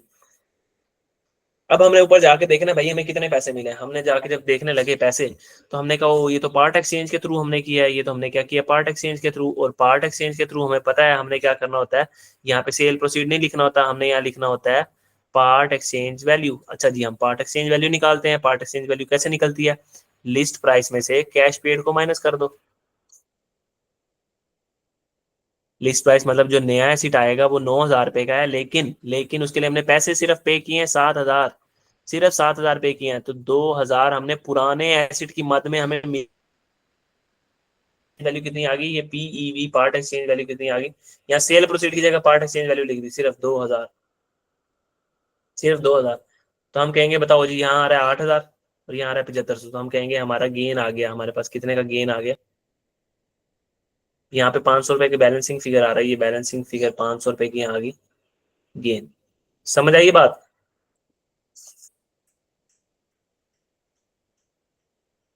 बात समझ आई है। सर जी गेन तो क्रेडिट नहीं होता। जी गेन क्रेडिट होता है ना। अगर गेन डिस्पोजल की डेबिट साइड पे लिखा हुआ है तो गेन क्या हो रहा है, डिस्पोजल का अकाउंट डेबिट हो रहा है और गेन क्या हो रहा है, क्रेडिट। डिस्पोजल का अकाउंट क्या हो रहा है, डेबिट। ये डिस्पोजल के अकाउंट की डेबिट साइड है, ये डिस्पोजल के अकाउंट की क्रेडिट साइड है। तो डिस्पोजल का अकाउंट क्या हो रहा है, डेबिट। और गेन यहाँ पे डेबिट साइड पे लिखा हुआ तो खुद क्या हो रहा है, गेन क्रेडिट हो रहा है। समझ आई जी बात, समझ आ गई कि एक्सप्लेन करूं मजीद। जी आ गई समझ, अब थोड़ा जो सा आपने, एक्सप्लेन। जी थोड़ा सा एक्सप्लेन कर दें और। अच्छा मैं एक्सप्लेन कर देता हूँ। न्यू एसेट जो हम खरीद के लाए हैं उसको तो हम लिस्ट प्राइस पे, नया एसेट तो 9,000 रुपए का है ना, तो नए एसेट को यहाँ रिकॉर्ड कर देंगे कि एडिशन होगी हमारे पास नए एसेट की, कितने से, 9,000 से। तो इसको आप 9,000 ऐसे भी लिख सकते हो, या इसका एक सीधा साधा मेथड है, सीधा साधा तरीका क्या है, आप घिसी पिटी तरीके से लिखो कि जो नया एसेट आया है ना वो 7,000 रुपए का आया है, और जो उसमें से पार्ट एक्सचेंज वैल्यू है वो कितनी है, 2,000 है बस। आप इस तरह भी लिख सकते हो, ठीक है। अब मैं जी एक्सप्लेन कर देता हूँ, इससे पता लगता है आपकी थोड़ी सी डबल एंट्री का मसला है, डबल एंट्री आपकी थोड़ी सी कमजोर है।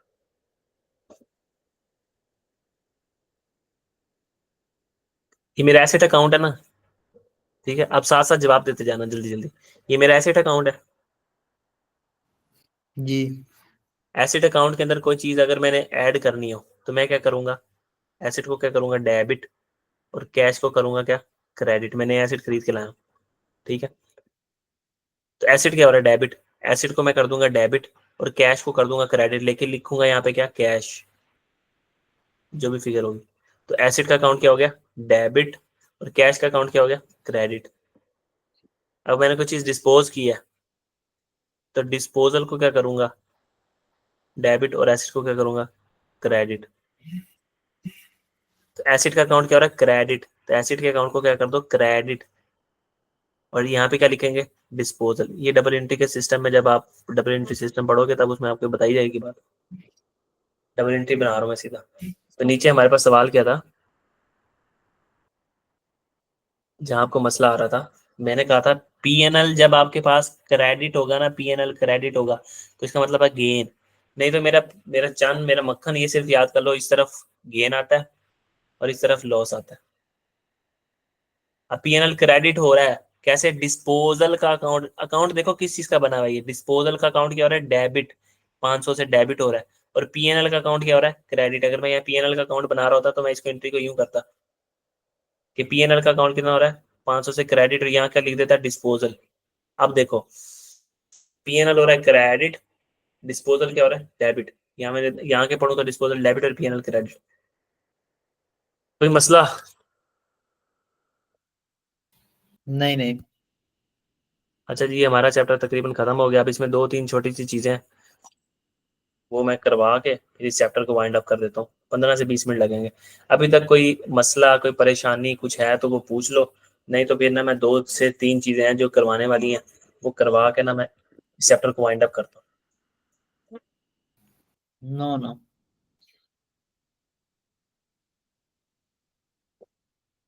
अच्छा जी, हमने स्ट्रेट लाइन मेथड की डेप्रिसिएशन पढ़ ली थी, ठीक है। स्ट्रेट लाइन मेथड में डेप्रिसिएशन कैसे निकालते हैं, cost minus residual value over useful life करके, ठीक है।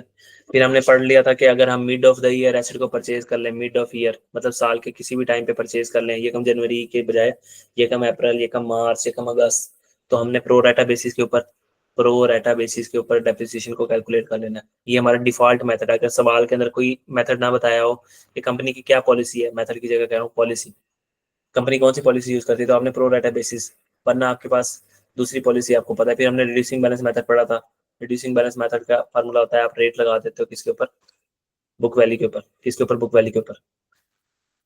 अच्छा, तो फिर आपके पास क्या रहती है, डेप्रिसिएशन। इसमें भी मिड ऑफ द ईयर हो सकती है। फिर हमने इसके ऊपर सवाल किया था, फिर हमने कहा था ऐसी वर्किंग करनी होती है, डेट डिस्क्रिप्शन, ठीक है, डेट डिस्क्रिप्शन और एसेट।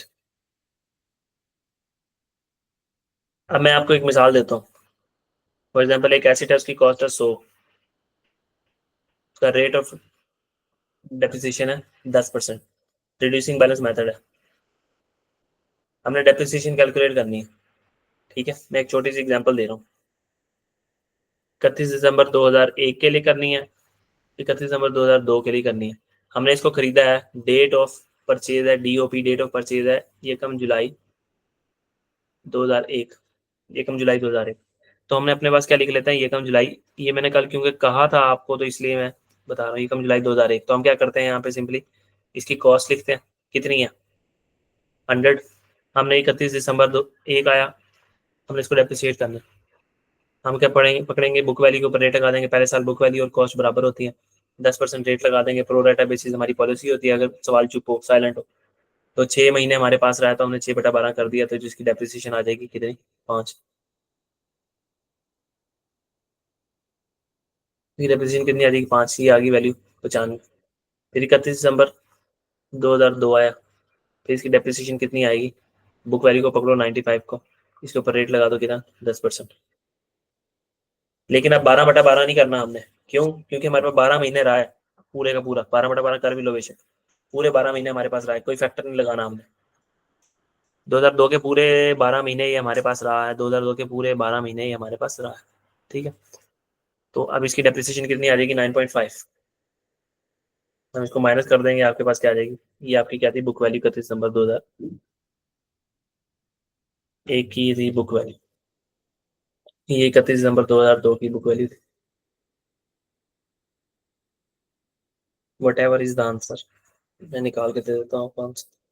यहाँ तक कोई मसला है तो पूछ लो।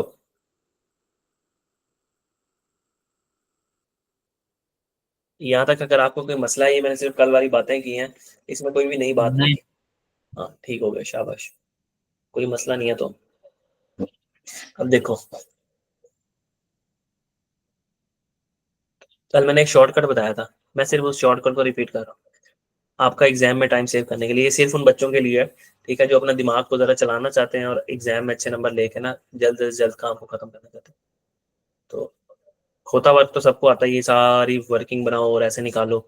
वो आपसे पूछे, अगर आपसे वो बैलेंस शीट बनवा ले, पहले तो शॉर्टकट मेथड से पहले ही है, वो आपको बैलेंस शीट बनवाया, वो आपको क्या 31 दिसंबर 2001 के ऊपर बताओ आपके एसिड किस वैल्यू पे आएगा, 2001 के एंड पे और 2002 के एंड पे।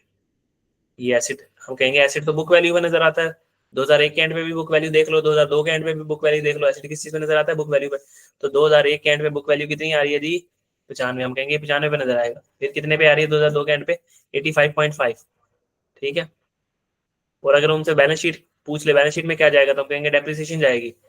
2001 के साल में कितनी डेप्रिसिएशन जाएगी, 5 रुपए, कितनी, 5 रुपए। दूसरे साल के एंड में कितनी जाएगी, 9.5, ठीक है, क्योंकि इसमें 6 महीने हमारे पास रहा था और इसमें हमारे पास कितने महीने रहा, पूरा साल, 12 महीने। तो ये आगे 5 और ये आगे 9.5।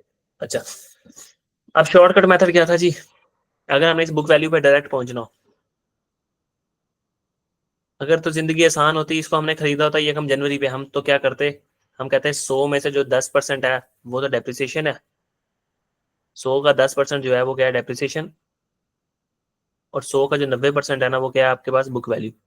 ऐसे ही अगर हमने इसको यकम जनवरी पे खरीदा होता, तो मैं कहता कि मैं 100 को अगर 90% से मल्टीप्लाई कर दूं तो मेरे पास बुक वैल्यू आ जाएगी, ठीक है। लेकिन मसला यहाँ पे ये है कि मैंने उसको यकम जनवरी पे नहीं, यकम जुलाई पे परचेज किया। मैंने इसको कब परचेज किया, यकम जुलाई। तो जब आप mid of the year acid को परचेज कर लो ना, mid of the year acid को परचेज कर लो, बस आपने रेट को थोड़ा सा चेंज कर देना, रेट को आपने थोड़ा सा चेंज कर देना। कैसे रेट को चेंज कर देना, देखो 10% रेट है ना, ये रेट होता है 10% रेट पर एनम, सालाना रेट होता है आपका, सालाना रेट, ठीक है। आपने इसको 6/12 कर देना। आपने कहना जो रेट है ना भाई, रेट तू तो पूरे साल का रेट है, हमें वो रेट बताओ जो 6/12 6 महीनों के लिए हो। आपने इसको 6/12 में कर देना। ये 6/12 करोगे तो कितना आ जाएगा जवाब, 5%। कितना आ जाएगा, 5% जवाब। अब आपने क्या करना है, आपने कहना है अगर ये कॉस्ट है आपकी, ये कॉस्ट है, इस कॉस्ट का जो 5% है वो क्या होगी, डेप्रिसिएशन, और इसका 95% क्या होगी, बुक वैल्यू। इसका 95% क्या होगी, बुक वैल्यू। तो अब 100 को मल्टीप्लाई कर दोगे 95% से, तो क्या जवाब आएगा आपका, बुक वैल्यू। और अगर आपने दूसरे साल भी निकालनी है बुक वैल्यू, तो आप क्या करोगे,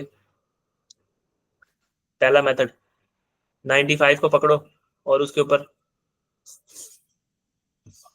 दूसरे साल आपका रेट 10% ही होगा, ठीक है ना, ये ना भूलना। पहले साल क्योंकि mid of the year purchase किया था, तो इसलिए हमारा जो रेट था ना वो कितना था, 5% कर दिया था, क्योंकि 6/12 कर दिया था। दूसरे साल तो हमारा पूरा रेट पर एनम रेट लेंगे, क्योंकि हमारे पास एसिड पूरा साल रहा है, तो दूसरे साल हमारा रेट होगा 10%, ठीक है। तो 95 का 90% जब आप ले लोगे तो आपके बुक वैल्यू आ जाएगी। या अगर आपने इसको एक स्ट्रोक में निकालना हो ना, तो आप कैसे निकाल सकते हो, ये सब कुछ करने की जरूरत ही नहीं है आपके पास, ठीक है। आपने जब एक ये रेट निकाल लिया ना, आपने कहा कि जो पहला साल है ना 2001 का, उसमें जो आपके पास निकलेगी ना वो कैसे निकलेगी, 100 × 95%, ये आएगी पहले साल की डेप्रिसिएशन, ठीक है। और अगर आपने दूसरे साल, सॉरी बुक वैल्यू, पहले साल की बुक वैल्यू, और अगर दूसरे साल आपने बुक वैल्यू निकालनी है तो कैसे निकालोगे, 100 × पहले साल का जो रेट है वो 95%, और उसके बाद अगले साल का कितना 90%। ठीक है, तो आपके पास ये बुक वैल्यू डायरेक्ट आ जाएगी, कैलकुलेट करके देख लेना 85.5। ये था शॉर्टकट तरीका, क्योंकि मैंने कल वीडियो में बोला था कि मैं बता दूंगा, तो अब जिसने भी ये सीखना हो तो इस वीडियो को बार बार प्ले करके देख ले, समझ ले, उसको समझ आ जाएगी बात। अब मैं एक छोटी सी बात करता हूँ, और छोटी सी बात करने के बाद इस स्टैंडर्ड को कंक्लूड करता हूँ, और इसके बाद हमारा एक छोटा सा कंसेप्ट रह जाएगा स्टैंडर्ड के हवाले से, वो आप प्रैक्टिस सेशन में भी कवर कर लोगे, छोटा सा कंसेप्ट है बहुत। ठीक है, वो आप प्रैक्टिस सेशन में भी कवर कर लोगे, या फिर मैं उसके ऊपर एक एक्स्ट्रा क्लास लगा दूंगा, मतलब मैं उसके ऊपर 10-15 मिनट अगली क्लास के अंदर आपको वो समझा के, और उसके साथ ही आपको एक नया स्टैंडर्ड भी शुरू करवा दूंगा। ठीक है, तो अब मैं पढ़ने लगूंगा रिवैल्यूएशन। जैसे डेप्रिसिएशन थी ना, decrease in the value of asset, ये क्या, increase in the value of asset, क्या, increase in value of asset, revaluation.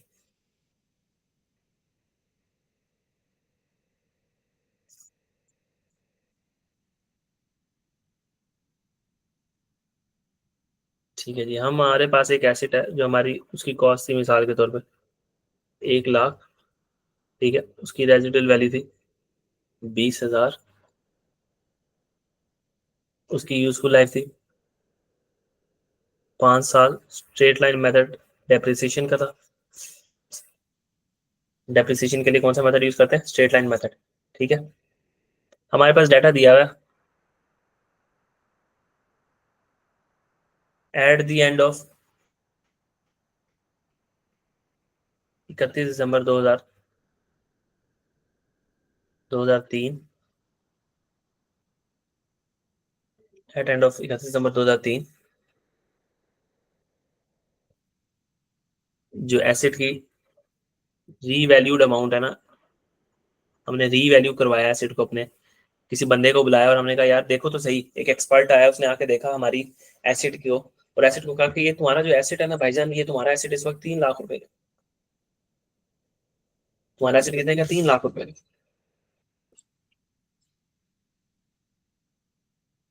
अच्छा, अब इसको हमने कैसे केयर टेक करना है, हमने सबसे पहले भूल जाना रिवैल्यूएशन हुई हुई है, हमने अपना वही सीधी देसी जो हमने जुगाड़ लगाया हुआ है, ये वर्किंग बनानी, प्यारी सी क्यूट वर्किंग, यहाँ लिख देना हमने एसिड।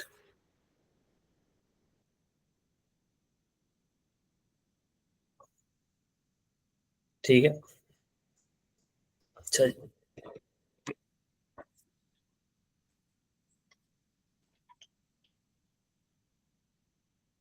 जी, इसको थोड़ा सा सेट कर देते हैं। अच्छा जी, हमने एसिड को, date of purchase of asset है, एसिड को हमने खरीदा था ये कम जमी 2001 में। ठीक है, यहाँ तक कोई मसला है तो पूछ लो, मैंने सिर्फ सवाल लिखा और वर्किंग बनाई है, इसके बाद में अगला कॉन्सेप्ट शुरू करने लगा। No no. ठीक है, अच्छा जी, हमने यकम जनवरी को एसिड, यकम जनवरी 2001 पे एसिड को खरीदा था। मैं राइटिंग को जरा ना तमीज वाला कर दूं, यकम जनवरी 2001 पे हमने एसिड को खरीदा था। ठीक है, नजर क्लियर आ रहा है ना, उस वक्त उसकी कॉस्ट थी जी जी। 1 लाख रुपए। हमने कहा भाई 31 दिसंबर 2003 को एसिड रिवैल्यू हो रहा है, जैसे मैं आपको डिस्पोजल में कहता था ना भाई, पहले जिस दिन डिस्पोजल हो रहा है उस दिन तक एसिड को लेके तो जाओ, उस दिन तक एसिड एसिड को डेप्रिशिएट तो करो, फिर जाके देखो उस दिन क्या मसला हो रहा है। एक जगह लड़ाई हो रही है, आप यहाँ बैठ के सोचते जाओगे यार पता नहीं वहां क्या हो रहा है, भाई पहले वहां जाके पहुंचो तो सही, देखो तो सही, फिर जाके देखो कि किसके कसूर है, किसकी गलती है, बात सुनो जाके, सबसे पहले एसिड को उठाओ और वहां जाके लेके तो पहुंचो उस डेट के ऊपर।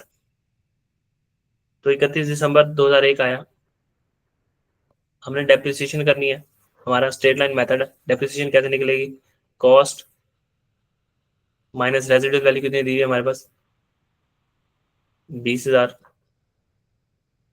Cost minus residual value over useful life कितनी है, 5 साल। तो ये कितने आ जाएगा हमारे पास डेप्रिसिएशन, जल्दी जल्दी निकाल लेते हैं।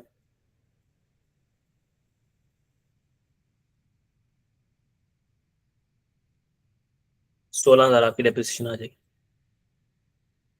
बहुत अटेंटिवली सुनना है बातों को, बातें कब मुश्किल हो जाएंगी पता भी नहीं लगेगा। ये आपके पास क्या आ गई बुक वैल्यू, 31 दिसंबर 2001 की बुक वैल्यू कितनी आ गई आपके पास, 1 लाख में से 16,000 अगर हम माइनस कर दें, 84,000। ठीक है, फिर 31 दिसंबर 2002 आया, फिर हमने उसी तरीके से डेप्रिसिएशन निकाली होगी, cost minus residual value over useful life, क्योंकि हमारा स्ट्रेट लाइन मेथड है, स्ट्रेट लाइन मेथड में हर साल डेप्रिसिएशन बराबर आती है। ठीक है, 16,000, नहीं तो अपने फार्मूले से निकाल लेनी डेप्रिसिएशन दोबारा। 84,000 में से आप 16,000 माइनस करो तो कितना आ जाएगा जवाब, कितना हो जाएगा, 68,000। ठीक है, तो ये आपके पास 31 दिसंबर 2002 पे आपके पास क्या आ जाएगी, बुक वैल्यू 68,000। अब हम दोबारा 31 दिसंबर पे, 31 दिसंबर 2003,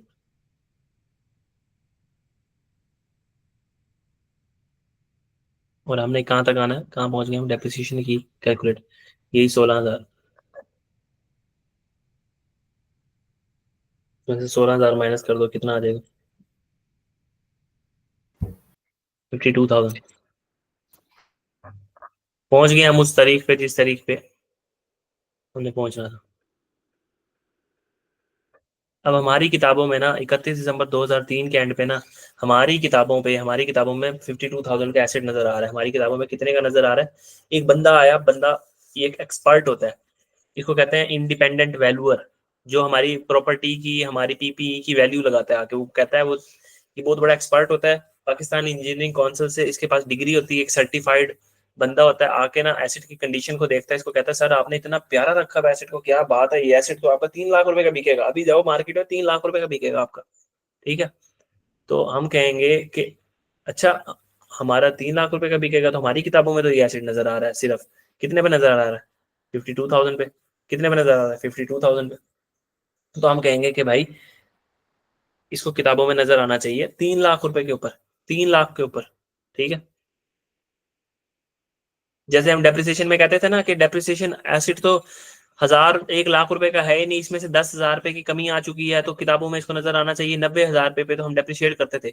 अब एक एसिड कितने का है, 3 लाख रुपए का, और हमारी किताबों में कितने का नजर आ रहा है, 52,000 का, तो अब एसिड को कितने पे नजर आना चाहिए, 3 लाख पे। हम क्या करेंगे यहाँ पे, हमेशा ऐसे ही करना है आपने, 31 दिसंबर 2003 पे 2 बार डेट लिख लेनी है,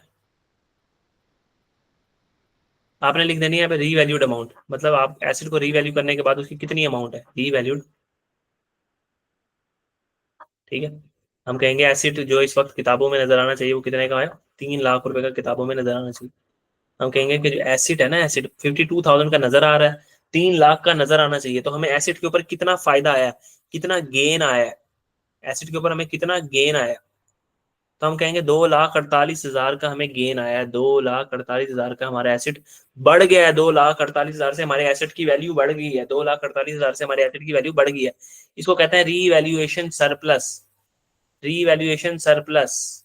ठीक है, ये हमारा बैलेंसिंग फिगर आया, ये हमारा क्या, रीवैल्यूएशन सरप्लस, 2,48,000 का हमारा revaluation surplus, revaluation surplus acid की वैल्यू के अंदर गेन आ गया हमें। ठीक है, साथ ही हमने एक कॉलम बना लेना अपना यहाँ पे, वो किस चीज का, रीवैल्यूएशन सरप्लस का, किस चीज का, रीवैल्यूएशन सरप्लस का।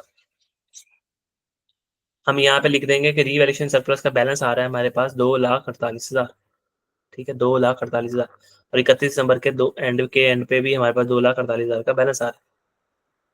अब हमारा एसिड किताबों में कितने का नजर आ रहा है, 3 लाख का, कितने का नजर आ रहा है, 3 लाख का।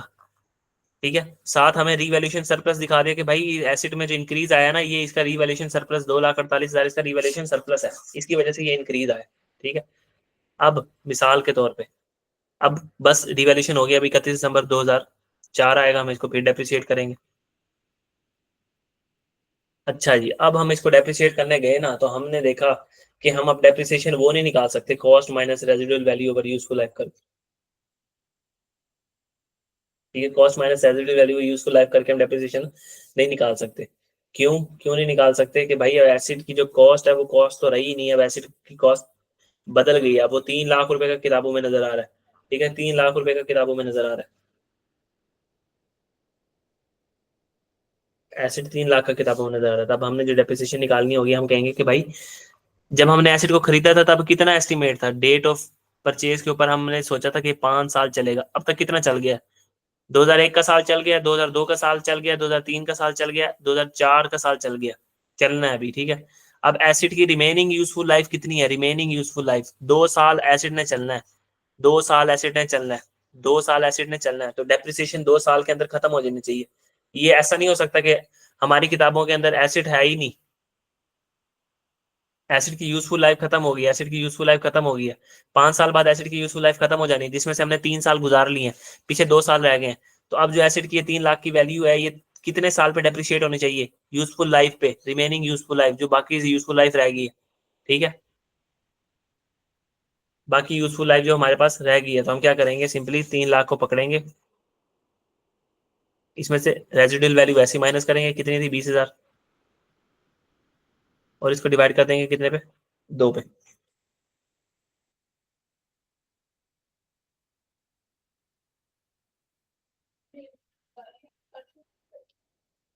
ये कितनी आ जाएगी? 1,40,000। फिर इसको आप माइनस करोगे, ब्लैक पेन से करना, यहाँ की डेप्रिसिएशन 1,40,000 से, ठीक है। ये कितना एसिड आप आपकी किताबों में कितने का नजर आएगा? 3 lakh minus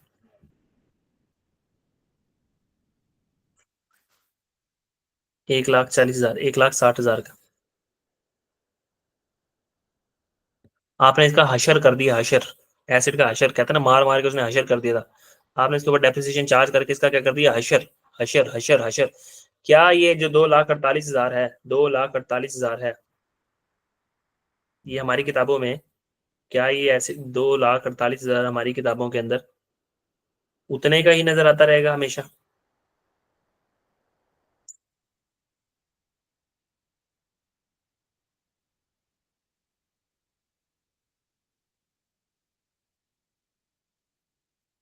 just a second, 3 lakh,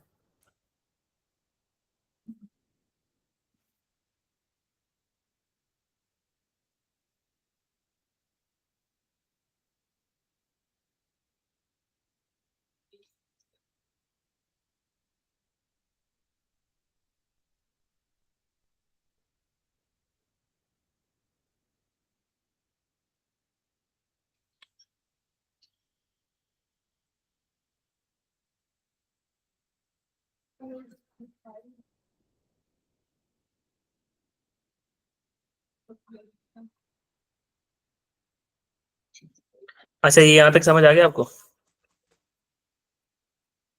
यहाँ तक कोई जी। चीज समझ ना आई? हम अब हमने जब रिवैल्यूएशन के बाद जो डेप्रिसिएशन निकालनी है, हमने वो कैसे निकालनी है? रिवैल्यूएशन के बाद जो हमने डेप्रिसिएशन निकालनी है, वो हमने ऐसे निकालनी है कि जो लेटेस्ट रीवैल्यूड अमाउंट है, उसमें से रेजिडुअल वैल्यू माइनस करके रिमेनिंग यूजफुल लाइफ के ऊपर डिवाइड कर देना, ठीक है। ये इतनी डेप्थ में जाता नहीं है, वो इतनी डेप्थ में जाता नहीं है, ठीक है, इतनी डेप्थ में वो जाता नहीं है।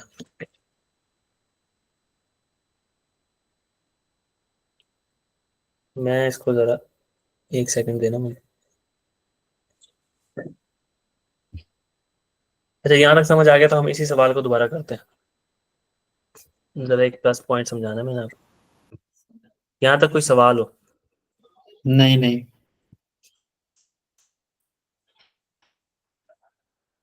एक एसिड है, उसकी कॉस्ट है हमारी किताबों में 100 रुपये, ठीक है।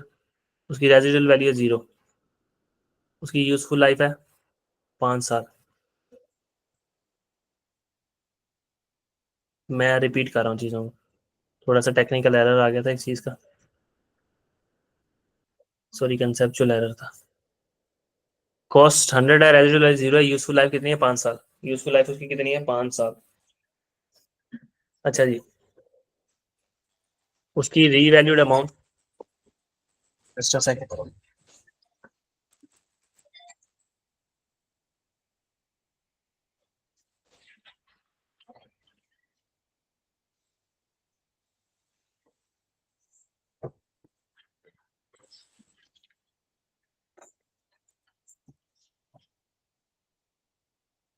जी मेरी बात आ रही, क्लियर है बस?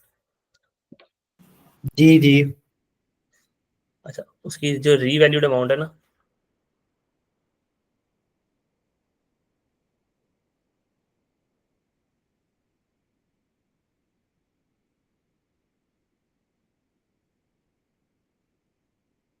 वो कह लो 150 है।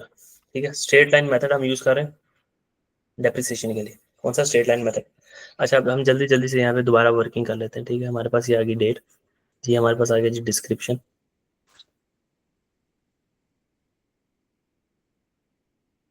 ये आ गया हमारे पास asset,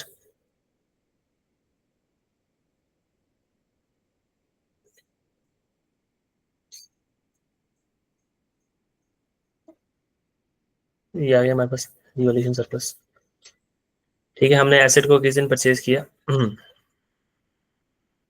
date of purchase of asset आई 1 जनवरी 2001।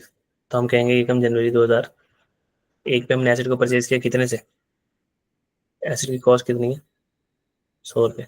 अभी रिवैल्यूएशन सरप्लस ना बनाओ, पहले वहां तक पहुंचो जिस दिन हमारे रिवैल्यूड अमाउंट, ये रिवैल्यूड अमाउंट किस दिन की दी हुई? 31 दिसंबर 2002 की दी हुई, 2002 के एंड पे दी हुई।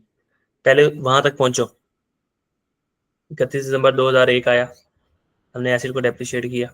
ठीक है, तो डेप्रिसिएशन कैसे निकली होगी? कॉस्ट माइनस रेजिडुअल वैल्यू 0 है, यूजफुल लाइफ को तकसीम कर दिया, तो हमारी डेप्रिसिएशन कितनी आ गई?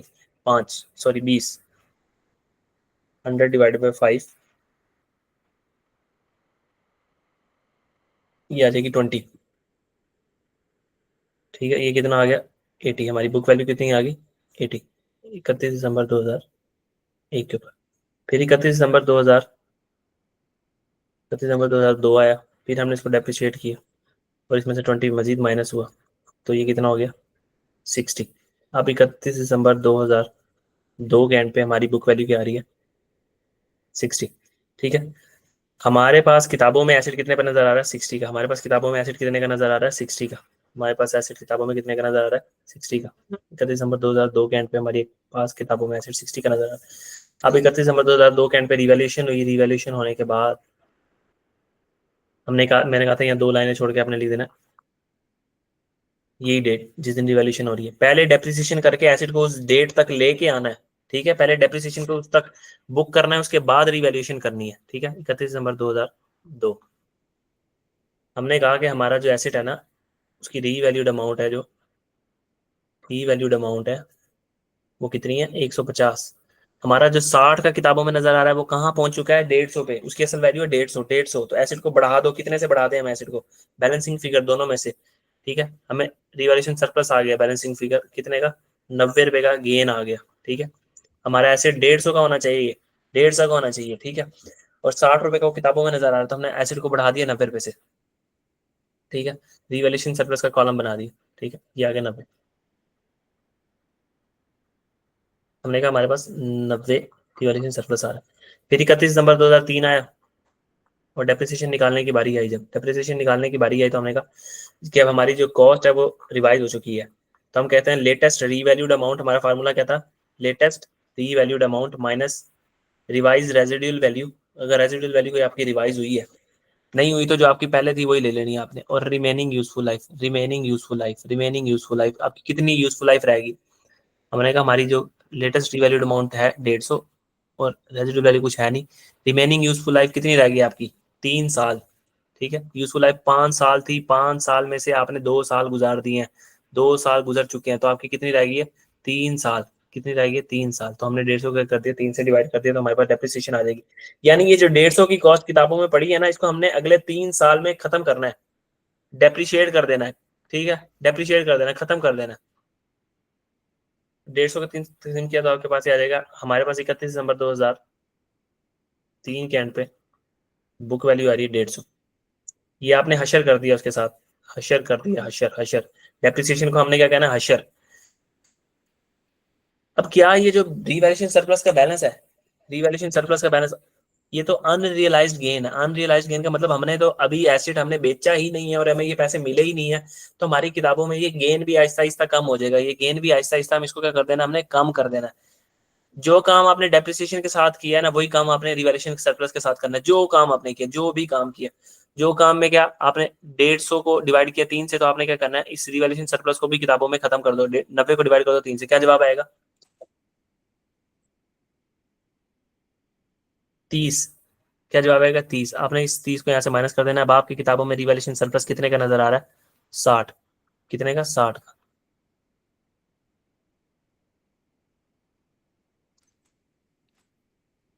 कितने का नजर आ रहा है? 60 रुपए का। अच्छा, अब यहां तक अगर कोई चीज समझ नहीं आई ना, कोई वर्किंग नहीं समझ आई, वर्किंग नहीं समझ आई, तो वो पूछ लो, नहीं तो मैं इसको ना अच्छे तरीके से एक्सप्लेन करने लगा हूँ, एक एक बात को, एक एक बात को अच्छे से एक्सप्लेन करने लगा हूँ, सारी कहानी समझ आ जाएगी, सारी कहानी समझ आ जाएगी। वो जो गेन होगा उसको डिवाइड करेंगे ना फिर यूजफुल लाइफ पे? यूजफुल लाइफ पे डिवाइड नहीं करना, हमने हशर का नशर करना है। आपने अपनी डेप्रिसिएशन निकाल लेनी है, जैसे निकालते हो डेप्रिसिएशन, ठीक है। बस फिर अगर आपने यहाँ पे नीचे किया किया 3 से डिवाइड किया और यहाँ पे 6/12 किया है, तो आपने ये एज इट इज ये वाली फिगर और ये वाली फिगर इस वैल्यू के साथ कर देनी है। जो काम इसके साथ करो वो काम इसके साथ कर दो, बस वैल्यू चेंज करते जाओ। उसको कहेंगे हम नशर किया हमने, इसका हशर, इसका नाम रख देंगे हशर, डेप्रिसिएशन का नाम किया हमारा हशर। और इसके साथ जो हमने किया, हमने क्या किया, 90 रिवैल्यूएशन सरप्लस है, अगर हमने डेप्रिसिएशन को डिवाइड किया किससे, 3 से, तो हमने इसको भी 3 से डिवाइड कर दिया, और जो चीज है इसको हमने यहाँ से माइनस कर दिया। ये चीज समझ आ गई है? अब मैं इसको लॉजिकली सही जो है वो समझाने लगा हूँ बात को। असल बात क्या थी, मैं उस चीज को समझाने लगा हूँ। वर्किंग समझ आ गई है? सिर्फ वर्किंग समझ आ गई है, जो मैंने किया है वर्किंग के अंदर समझ आ गया, मैं ये पूछ रहा हूँ। जी। ठीक है, वर्किंग रिपीट कर देता हूँ। हमारे पास 1 जनवरी पे एसेट खरीद के लेके आए, डेप्रिशिएट किया 80 पे आ गया, 31 दिसंबर 2 पे डेप्रिसिएशन बुक की, फिर वो 60 पे आ गया। पहले उसको वहां तक उठा के लेके आओ जिस दिन डेप्रिसिएशन होनी है। फिर हमने डेप्रिसिएशन बुक करने के बाद हमने कहा कि जो एसेट किताबों में नजर आना चाहिए 150 का, हमने 2 लाइनें 2 बार डेट लिख ली, ठीक है। रिवैल्यूड अमाउंट लिखी 150, हमने कहा ये तो 150 किताबों में नजर आ रहा है 60 का, असल इसकी वैल्यू 150, तो 90 रुपए का रिवैल्यूएशन सरप्लस आ गया, एसेट के अंदर इंक्रीज आ गया, एसेट के अंदर इंक्रीज आ गया।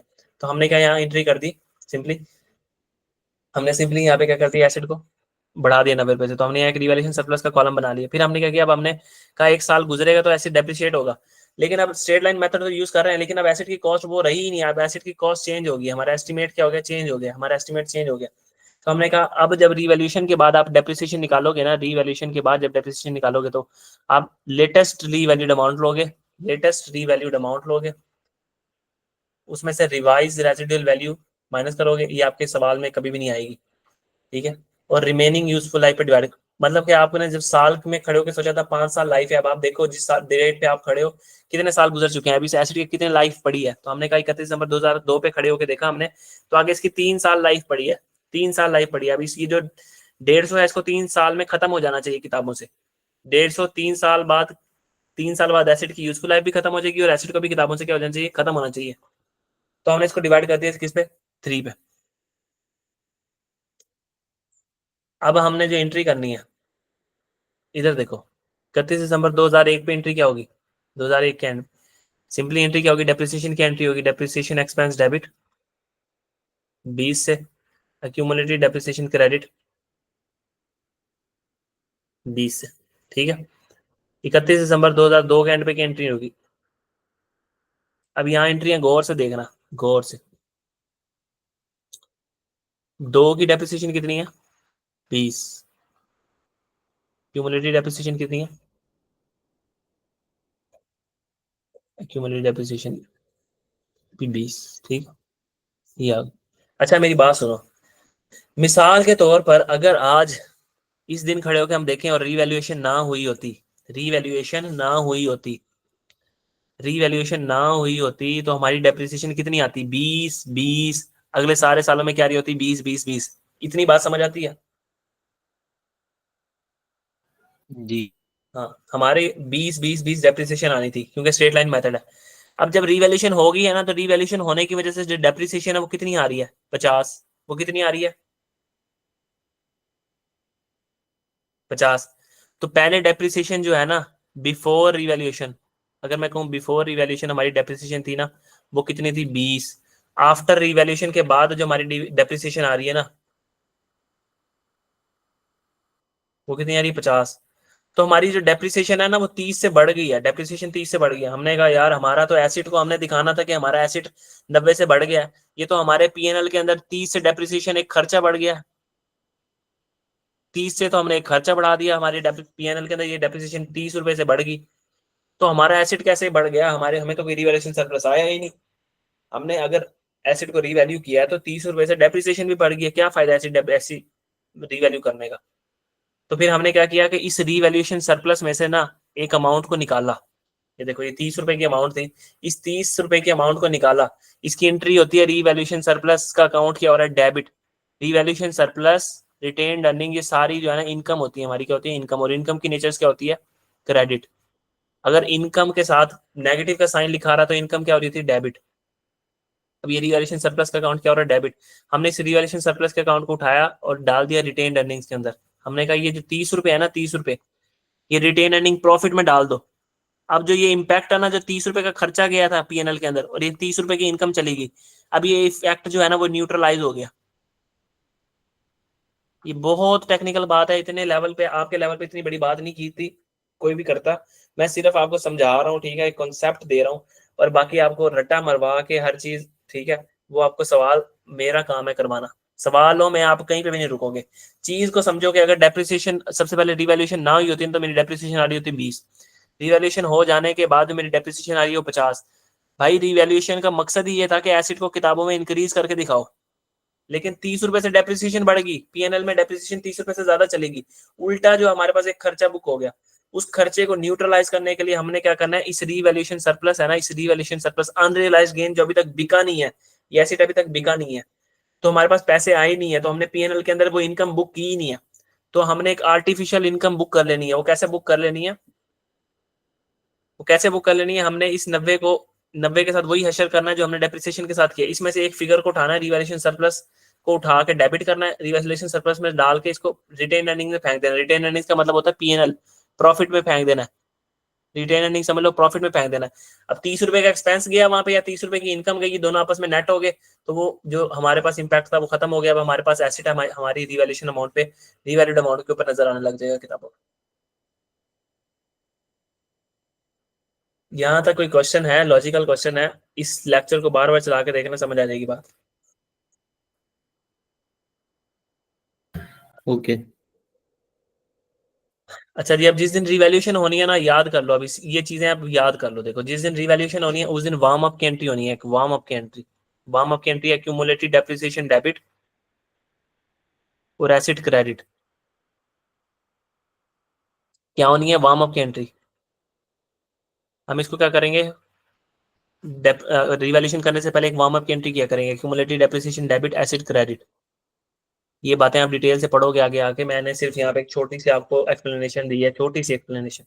एक्यूमुलेटिव डेप्रिसिएशन, जितना भी आप तक एक्यूमुलेटिव डेप्रिसिएशन का बैलेंस पड़ा है, 2 साल गुजर गया ना, तो 20 और 20 एक्यूमुलेटिव डेप्रिसिएशन के अंदर 40 का बैलेंस पड़ा है, 40 से डेबिट, एसिड 40 से कम कर दो, ठीक है। फिर एसिड कितने से बढ़ गया, 90 रुपए से थे। एसिड के बढ़ने को कैसे रिकॉर्ड करते हैं, एसिड बढ़ गया, एसिड को डेबिट कर दो और रिवैल्यूएशन सरप्लस को क्या कर दो, क्रेडिट, कितने से, 90 रुपए से, ठीक है। फिर रिवैल्यूएशन सरप्लस, ये जो रिवैल्यूएशन सरप्लस है ये कम हो रहा है, रिवैल्यूएशन सरप्लस क्या हो रहा है, डेबिट। रिवैल्यूएशन सरप्लस अगर बढ़े तो क्रेडिट, कम हो तो क्या होगा, डेबिट। कितने से, 30 से, और इसको हम क्या करेंगे, रिटेन अर्निंग में डाल देंगे। ये एंट्रियां याद कर लो। सबसे पहली एंट्री वार्म अप की एंट्री है, क्यूमुलेटिव डेप्रिसिएशन डेबिट। जिस दिन रिवैल्यूएशन हो रही है उस दिन तक जितनी भी क्यूमुलेटिव डेप्रिसिएशन का बैलेंस है उसको किताबों से खत्म कर दो, क्यूमुलेटिव डेप्रिसिएशन डेबिट और एसेट को क्रेडिट कर दो, ये वार्म अप की एंट्री। फिर रिवैल्यूएशन को रिकॉर्ड करो। रिवैल्यूएशन को रिकॉर्ड करने का तरीका क्या है, देखो तुम्हारा एसेट कितने से रिवैल्यू हो गया, 90 रुपए से, तो हम कहेंगे एसेट बढ़ गया 90 से, एसेट को डेबिट कर दो और बाकी इंपैक्ट रिवैल्यूएशन सरप्लस में डाल दो। फिर डेप्रिसिएशन को बुक करो।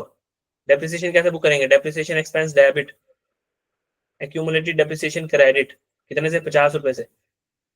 जब डेप्रिसिएशन बुक कर ली फिर उसके बाद ये बुक करो, ठीक है, revaluation surplus debit, retained earnings credit. मैं क्या कर रहा हूँ, इस वर्किंग में जो जो चीज लिखी हुई है उसकी एंट्री कर रहा हूँ। देखो मैं बताता हूँ सिंपल करके, इस वर्किंग में क्या लिखा हुआ है, अब कहानी को सुनना। इस वर्किंग में ये फिगर लिखी हुई है, depreciation expense debit, accumulated depreciation credit, पहली एंट्री कर दी मैंने। फिर ओपनिंग और कैरी डाउन की कोई एंट्री नहीं होती, ठीक है। डेप्रिसिएशन दूसरे साल की, depreciation expense debit, accumulated depreciation credit, मैंने एंट्री कर दी। फिर हमारे पास रीवैल्यूएशन सरप्लस आया 90 रुपए का, मैंने एंट्री कर दी। एसेट डेबिट और रीवैल्यूएशन सरप्लस का कॉलम देखो पॉजिटिव है, एसेट डेबिट और रीवैल्यूएशन सरप्लस क्रेडिट, मैंने एंट्री कर दी। फिर डेप्रिसिएशन बुक की मैंने 50 की, depreciation expense debit, accumulated depreciation credit. फिर मैंने इसको कहा कि इसकी एंट्री क्या होगी, रीवैल्यूएशन सरप्लस डेबिट, रीवैल्यूएशन में से कोई चीज माइनस हो रही है तो रीवैल्यूएशन सरप्लस डेबिट और रिटेन अर्निंग क्रेडिट। कोई चीज समझ ना आई हो, एक एंट्री है वार्म अप की एंट्री जो नजर नहीं आएगी हमें यहाँ पे, वो वार्म अप की एंट्री हमें दिमाग में करनी है कैसे, एक्यूमुलेटेड डेप्रिसिएशन डेबिट और एसेट को क्रेडिट कर दो। आज खड़े होकर देखो एक्यूमुलेटेड डेप्रिसिएशन के अंदर कितना बैलेंस पड़ा हुआ है, हमने खड़े होकर देखा कितना बैलेंस पड़ा हुआ था, 20 क्योंकि रिवॉल्यूशन कब हो रही है, 31 दिसंबर 2002 के एंड पे। तो इसके ऊपर मैं आपको सवाल दूंगा, आपने सवाल करना है सिंपली, ठीक है। तो आपको समझ आ जाएंगी सारी बातें, बाकी इसको मैं रिपीट कर दूंगा कल। ये जो है ना, ये इसको कहते हैं ट्रांसफर ऑफ इंक्रीमेंटल डेप्रिसिएशन। जो हमारी इंक्रीमेंटल डेप्रिसिएशन आ गई थी ना 30 रुपए की, ज्यादा डेप्रिसिएशन आ रही थी, इसको कहते हैं transfer of incremental depreciation from revaluation surplus to retained earnings. जो इंक्रीमेंटल 30 रुपए की डेप्रिसिएशन चार्ज हो रही है उसको रिवैल्यूएशन सरप्लस से उठाओ और रिटेन अर्निंग्स के अंदर डाल दो। अब जो ऊपर जो सवाल था ना उसमें फिगर्स थी बहुत बड़ी बड़ी, तो अगर ये बात मैं वहां आपको करता ना तो इस वजह से मैं आप लोगों को वो बता नहीं पाया। अब आपने ये देख लेना सिंपली, यहाँ 16,000 की डेप्रिसिएशन चार्ज हो रही है और उसके बाद अब कितने की चार्ज हो रही है, 1,40,000, तो डेप्रिसिएशन कितने से बढ़ गई है, 1,40,000 माइनस 16,000, ये आ जाएगा 1,24,000। 1,24,000 से जो डेप्रिसिएशन है वो बढ़ गई है, ठीक है। तो जो हमने इसके साथ हशर किया था इसके साथ नशर करेंगे। नशर कैसे करेंगे,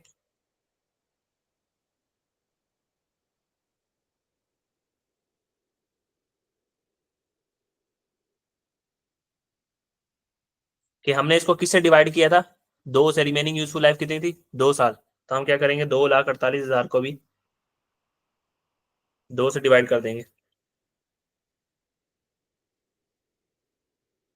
तो यहाँ से 1,24,000 माइनस हो जाएगा। तो डेप्रिसिएशन बढ़ी भी 1,24,000 से थी, तो हमने तो रिवैल्यूएशन सरप्लस डेबिट और रिटेन अर्निंग क्रेडिट कर दी 1,24,000 से। आपने वहां पे रेजिडुअल वैल्यू का इम्पैक्ट नहीं लेना, ठीक है, इसमें रेजिडुअल वैल्यू का इम्पैक्ट नहीं लेना। जो बताना आपका latest revalued amount, latest revalue amount minus revise residual value, कोई आपकी रिवाइज हुई है रेजिडुअल वैल्यू, तो आपके यहाँ रेजिडुअल वैल्यू थी 20,000, तो आपने इसके अंदर उसका इम्पैक्ट नहीं लेना होता। कोई आपकी रेजिडुअल वैल्यू इम्पैक्ट वो चेंज ही नहीं हुई, रिवाइज हुई नहीं है, यूजफुल लाइफ से डिवाइड कर दिया। तो ये जो फैक्टर है ना, ये वाला जो फैक्टर है, ये वाला फैक्टर आपने अप्लाई करना है। मतलब आपने डेप्रिसिएशन कैसे निकाली थी इसकी, 3 लाख रुपए को आपने डिवाइड किया था, 3 लाख को माइनस किया था 20,000 से, और आपने डिवाइड कर दिया था रिमेनिंग यूजफुल लाइफ 2 साल से। तो हमने सिंपली ये वाला फैक्टर लेना है। तो हम कहेंगे अब वो जो वैल्यू है वो है 2,48,000, इसमें से रिवाइज रेजिडुअल वैल्यू कोई दी भी नहीं हमें, कोई भी नहीं दी हुई। यूजफुल लाइफ कितनी है, रिमेनिंग यूजफुल लाइफ 2, तो ये आ जाएगा 1,24,000। तो पता लग जाएगा आप लोगों को कि डेप्रिसिएशन पहले आनी चाहिए थी 16, अब डेप्रिसिएशन जो 1,40,000 चार्ज हो रही है, तो डेप्रिसिएशन 1,24,000 से बढ़ गई है। तो हमने यहाँ से भी 1,24,000 को क्या करना है, ट्रांसफर करना है। तो ये बड़ी डीप बातें थी, समझ आ गई हो तो ठीक है, नहीं समझ आई हो तो सिंपली बातें याद रखनी है। ये एक छोटा सा सवाल, छोटा सा सवाल, बस इसको याद रखना है तो आपका सारा काम हो जाएगा। इसका एंट्री करते जाना है, depreciation expense debit, accumulated depreciation credit, depreciation expense debit, accumulated depreciation credit. Asset revalue हो गया, 2 लाइनें छोड़ दो, एक लाइन पे लिखो रिवैल्यूड अमाउंट। देखो एसेट किताबों में कितने का नजर आ रहा है और हमारे पास कितने का, ये आ गया रिवैल्यूएशन सरप्लस, इसकी एंट्री करो। एसिड बढ़ रहा है तो एसिड डेबिट कर दो, रिवैल्यूएशन सरप्लस को क्या कर दो, क्रेडिट कर दो। एक एंट्री जो वार्म अप की एंट्री, वार्म अप की एंट्री एक्यूमुलेटेड डेप्रिसिएशन डेबिट और एसिड क्रेडिट। एक्यूमुलेटेड डेप्रिसिएशन में कितना बैलेंस पड़ा है, 20 का, तो इसको यहाँ से 40 से क्रेडिट कर दो। फिर इसके बाद इसकी एंट्री करो डेप्रिसिएशन की 50 की, depreciation expense debit, accumulated depreciation credit, और फिर इसकी transfer of incremental depreciation from revaluation surplus to the retained earnings, कितनी रिवैल्यूएशन सरप्लस डेबिट और रिटेन्ड अर्निंग्स क्रेडिट।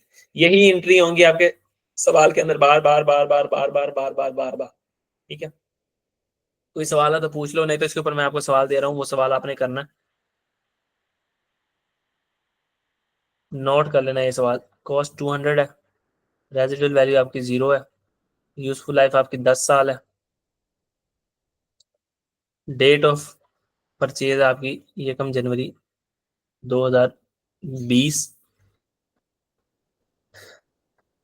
जो रीवैल्यूड अमाउंट है ना आपकी 31 दिसंबर 2025 के एंड पे, वो आपको दी हुई है 150। तो आपने एंट्रीज करनी है सारी, जनरल एंट्रीज करनी है, ठीक है। आपने बैलेंस शीट और P&L बनाना है, जितना आप बल्कि ना ही बनाना, आपको नहीं अभी बनाना आएगा। रीवैल्यू अमाउंट क्या है? रीवैल्यूड अमाउंट है आपकी 150। वो उसके ऊपर डेट क्या है? 31 दिसंबर 2025 के एंड पे आपकी रीवैल्यूड अमाउंट है 150, और आपने एसेट को खरीदा 1 जनवरी 2020 पे। ये आपका सवाल है, जनरल एंट्रीज करके देनी है आपने और वर्किंग बना के देनी है पूरी, 10 सालों की वर्किंग बना के देनी है, 10 ईयर्स। कोई सवाल है या तो? रीवै हम्म। नहीं नहीं, कोई क्वेश्चन नहीं है। चलो फिर मैं लेक्चर को बंद कर रहा हूँ, रिकॉर्डिंग काफी बड़ी होगी। ओके, अपना ख्याल रखना। कोई सवाल हो तो मुझसे ग्रुप में पूछ सकते हो, लेक्चर नोट्स अपलोड कर दिए जाएंगे, और कोई फर्दर असिस्टेंस चाहिए हो तो आप हमारे दिए गए नंबर पर रब्ता कर सकते हैं।